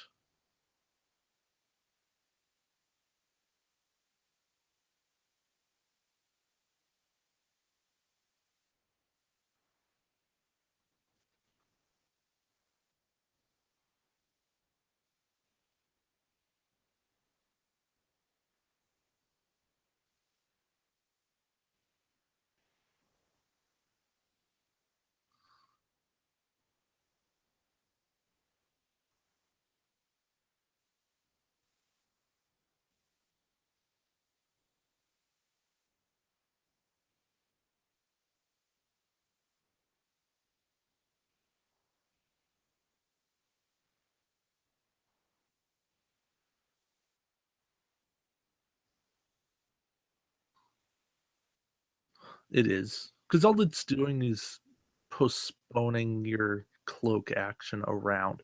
Yeah, I mean, have it means you have target lock immunity for a round.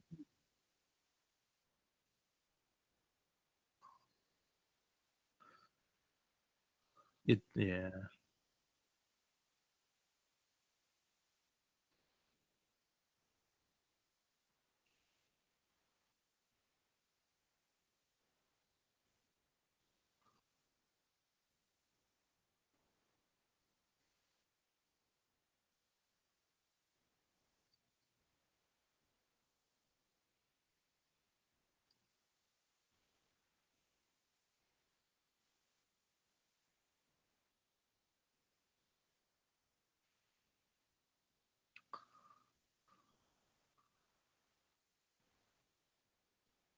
mm,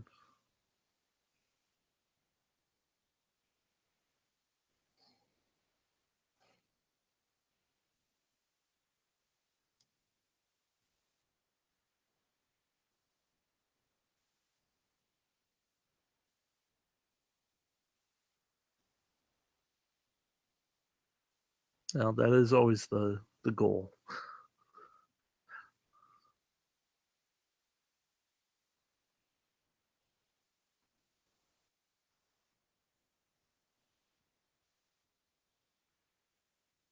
Yeah, it's just an expensive way to do it. At that point, I'd rather run attack cancellation of some form, but that has its own caveats. That brings us to EM Pulse, the last card in this pack. It's 4-point non-unique tech. Action: disable the card to target a ship at range 1 to 2. The target ship rolls one less attack die and one less defense die this round.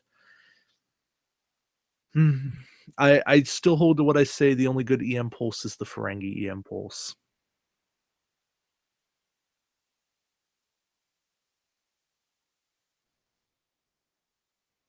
Yeah.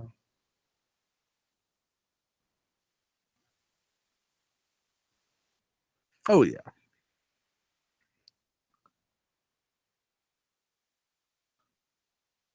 Sure. But this so it's a double action, which is problematic.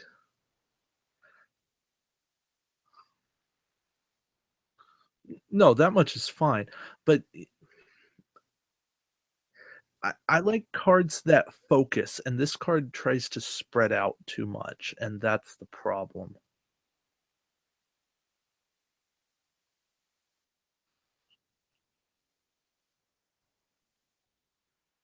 Mhm.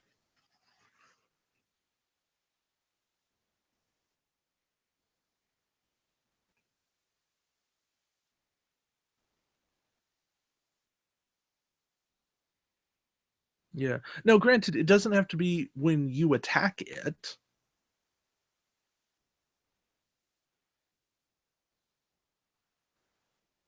Yeah, which is okay,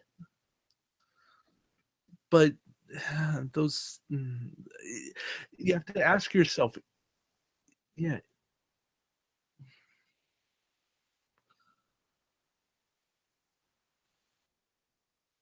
mhm, is that layering truly worth it? And no.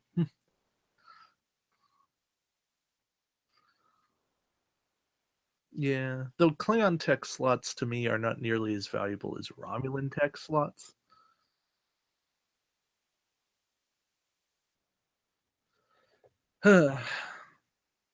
But yeah, this pack, it's an interesting pack. I like it.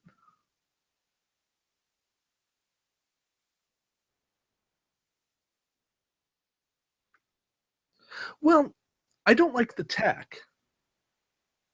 I don't like the tech, but I like the rest of it.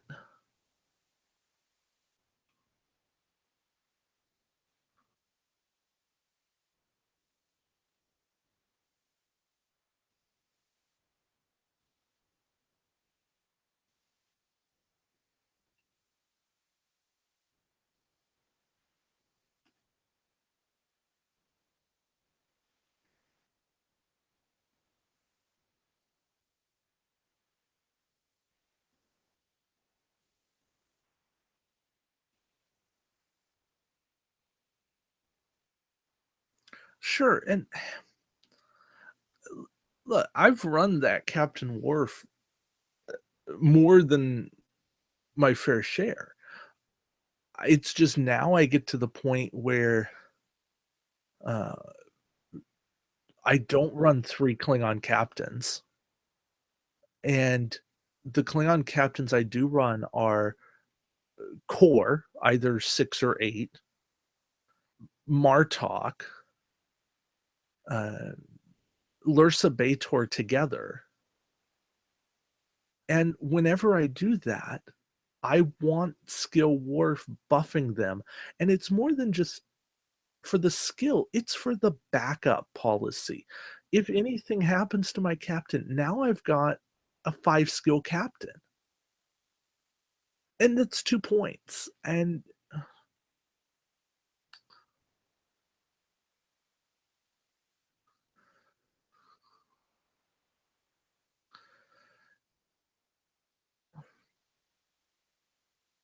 uh, uh, they shouldn't be. They're they're three each. So there's six together. There's six for an eight skill captain. Yeah.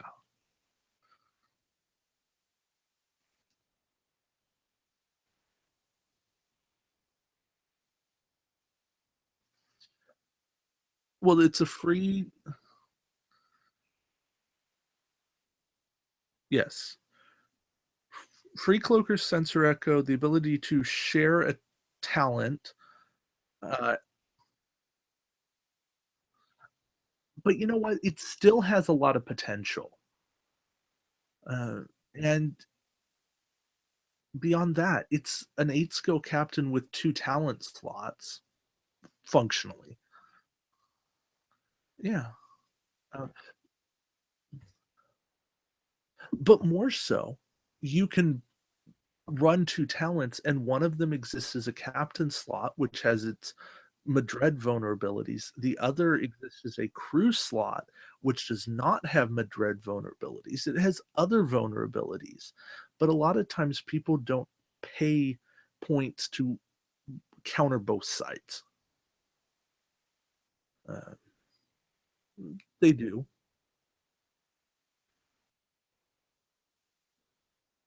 yeah, sure.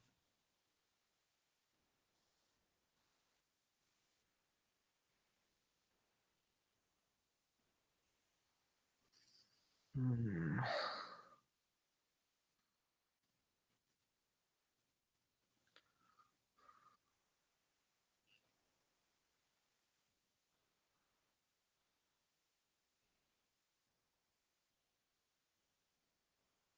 Well, the filling one of your crew upgrade slots with this card is part of if the card was a captain, and filling slots is part of fleet building. That much is legal.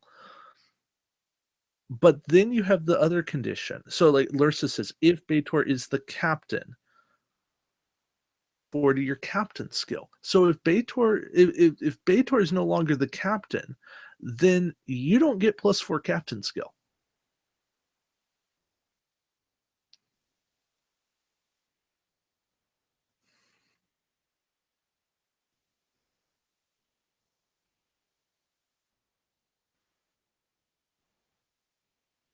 Mm,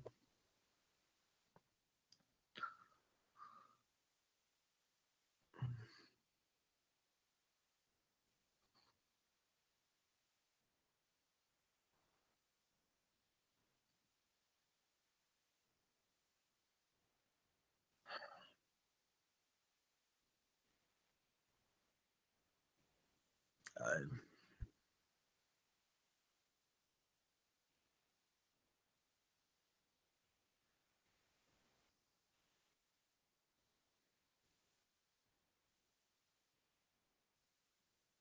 yeah. Well, and those 2 should have been worded if the other is discarded.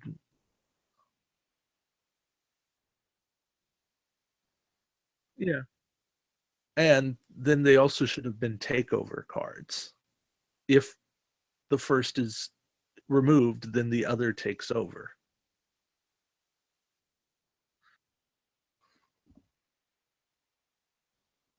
Mm, yeah, but just add it in. All right, we need to grade the Koraga pack real quick here. Um, yeah, I know. Ship as a whole, uh, well, I'm going to be harsher on it than you, but I give the ship a C. Okay, that's fine. Generic cavorts, I call them D pluses. They have playability, but you got to have the right situation for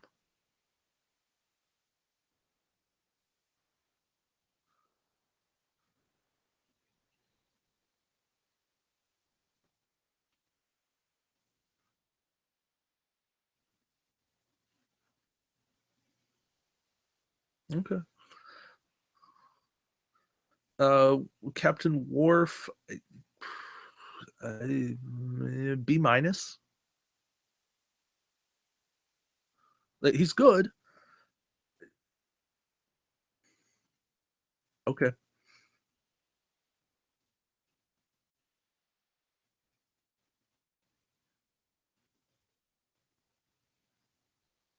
Yeah. Curran is an F. Uh, in Garen's a B plus, B.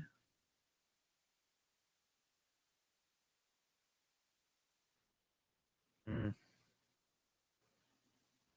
At best, I give it a A minus, but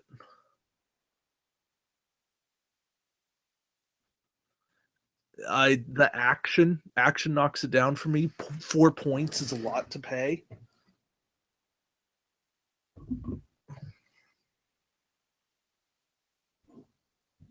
Well, sure,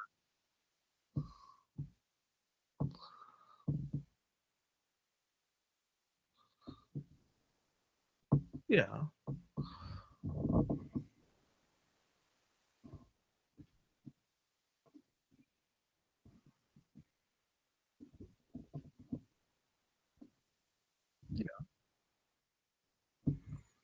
I'm saying that Drexen and Garen don't crack my top 20 crew,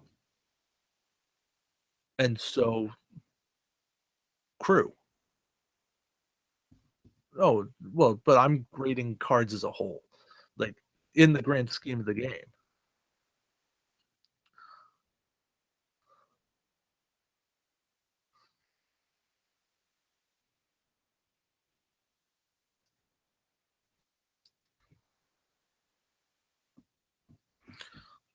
Sure, sure, but okay, so then I counter that to say that's what Gowron's for, and even me giving it a B plus is saying, "Yeah, this is a good card, run it." To me, an A is you have to run this card every single time you play, or not necessarily every single time you play, but, like, this is a standard of cards that you need to be playing or have a good reason that you're not playing. I mean, that's more the A plus card, but the A's are definitely up there in terms of really good cards. Yeah. You are entitled to give it that grade, and to me, it's not that.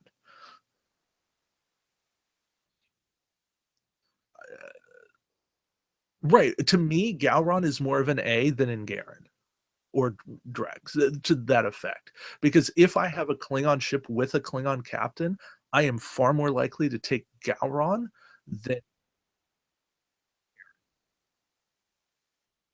yeah.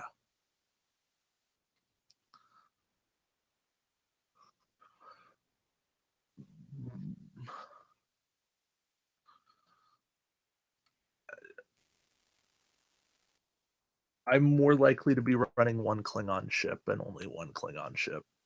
So, yeah. Alexander's probably like a C minus, no, like a D plus. He's on the fringe of OP playability. Right, that's why C minus comes up and then D plus. It's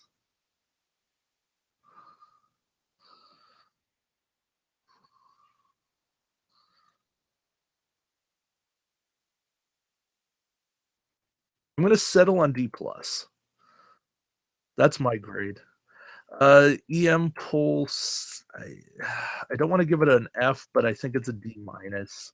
Yeah, like it's not absolutely worthless, but it's close. Um, and then Advanced Weapon System, to me, you can give it a C minus. To me, it's a D. Because I don't value 5 points and essentially two act. Well, 5 points and then an action. If there's,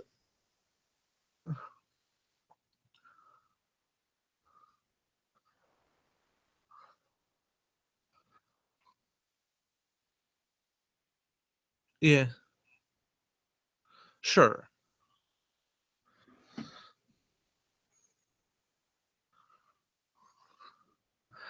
And what we're saying by that is it's right on the fringe of playability in OPs.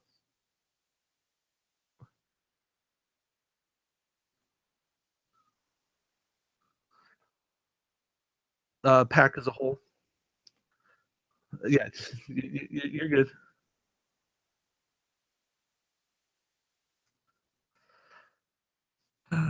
Um, it's no better than a B. I think it's in that like plus. Yeah.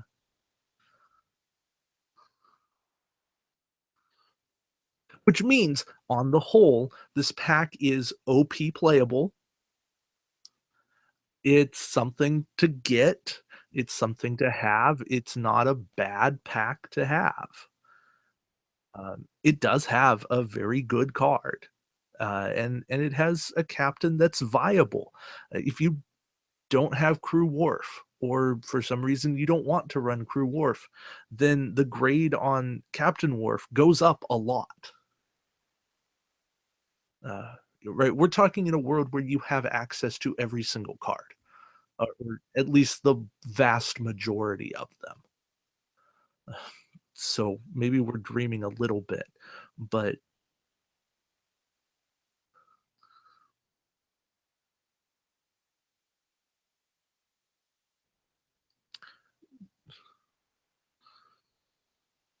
sure. Yes, now that I've acquired my, um, Zendis and my yeah, good. Um, and what was the Zindi reptilian retail ship? Yeah, yeah, that was the or not the no, the, in no, I had that one too. Yeah, the insectoid one. Yeah. Oh, yeah, okay, no, it was the Erasin because the Diaspora was the prize ship a long time ago. Yeah, it was the Erasin that I was missing for a while because I'd pre-ordered it with my Star Trek Descendancy expansions, and I'm still waiting on those. But that's a podcast for another day.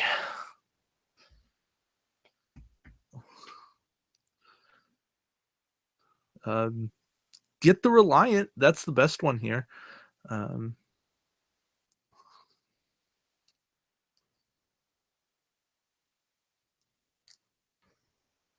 and even the Valdore is good. Just buyer beware on it.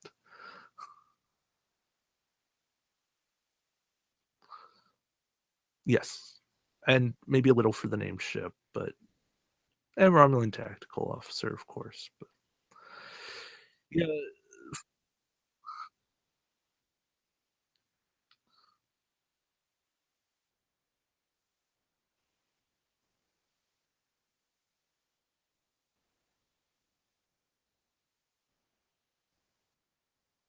yeah, and that's true of the Koraga,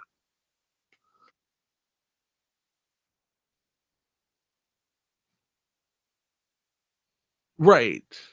You can even pick up their Valdor. I don't know if you can get their model, but you can get their named ship. Um,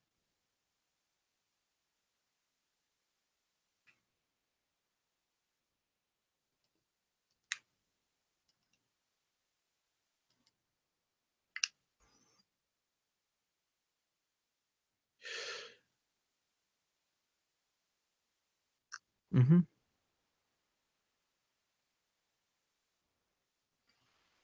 I guess I mean, I could mark those, but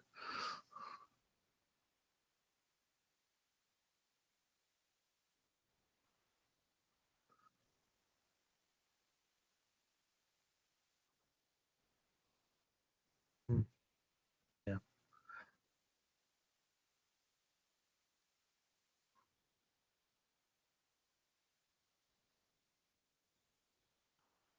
Uh, probably yes. Uh, I, let me see. Eh, um,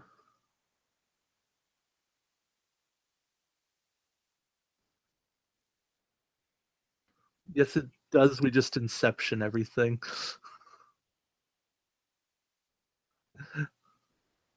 Uh, yeah, it does, but it's not the clearest setup you'd want. Right. So that's not the. Uh, yeah. Yeah. Thank you. I don't know. We'll be back at some point with something. um, well, I'll be doing some kind of Warp Core Breach coverage from Nationals, um, and that's coming up in 2.5 weeks. That's crazy. 3 weeks I'll be there and have competed in Nationals. Actually, Worlds will be starting in 2 hours from 3 weeks from now. How's that for talking way weird? Oh, okay. You have fun. I'm going to go to bed, uh, because it's 5 AM and oh, fun, fun. So you've s oh, nice. See, so you've slept and oh, okay. You're doing that, okay. Mm, um, mm, yeah, next Saturday, June 3rd, I know I did a video on this, but, California Regionals Unofficial, Fremont, 11:30, Game Castle, Fremont. Message me if you want more details, I can hook you up. But there's prizes. You get a retail ship pack just for showing up. It's obstacle scenario 130 build. It's just like you're playing in nationals. We're probably going to do some kind of live streaming from that. I'm getting a camera mount for my phone so that that can be used for live streaming on the Facebook page. I'll put up announcements and all of that. But, that's probably the next time you'll see any kind of live stuff going on. As for, uh, Warp Core Breach as a whole, maybe we'll do an episode after that to talk about it. I am trying to keep my build under wraps a bit, but we'll see. We'll see what happens. If I hate my build, then I'll talk about it because I'll have to fine tune everything.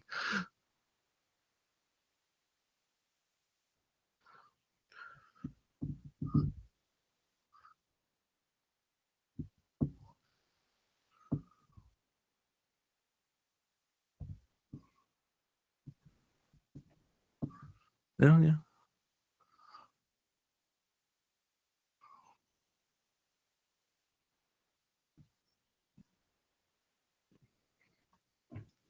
Which is crazy.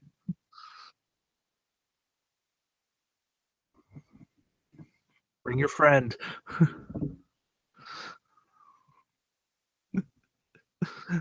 That's us from the shipyard telling you to go spend money. There you go. Nice. That that nice way to find a connection. Uh, uh, I think that's the last time we're doing this time of night, this godforsaken time of day.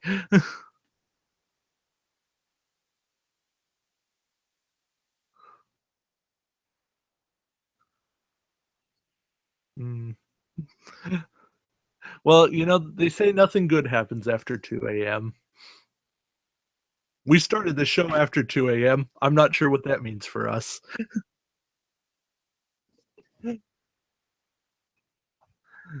Mm, no, I think that ship sailed a long time ago.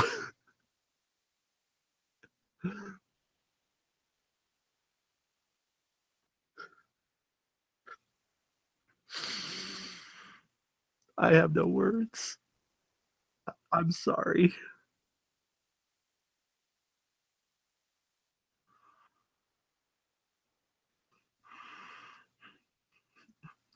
Forgive me, my audience. We didn't we didn't know. We should have known better, but we didn't. I'm going to hit stop before this gets any worse. Thank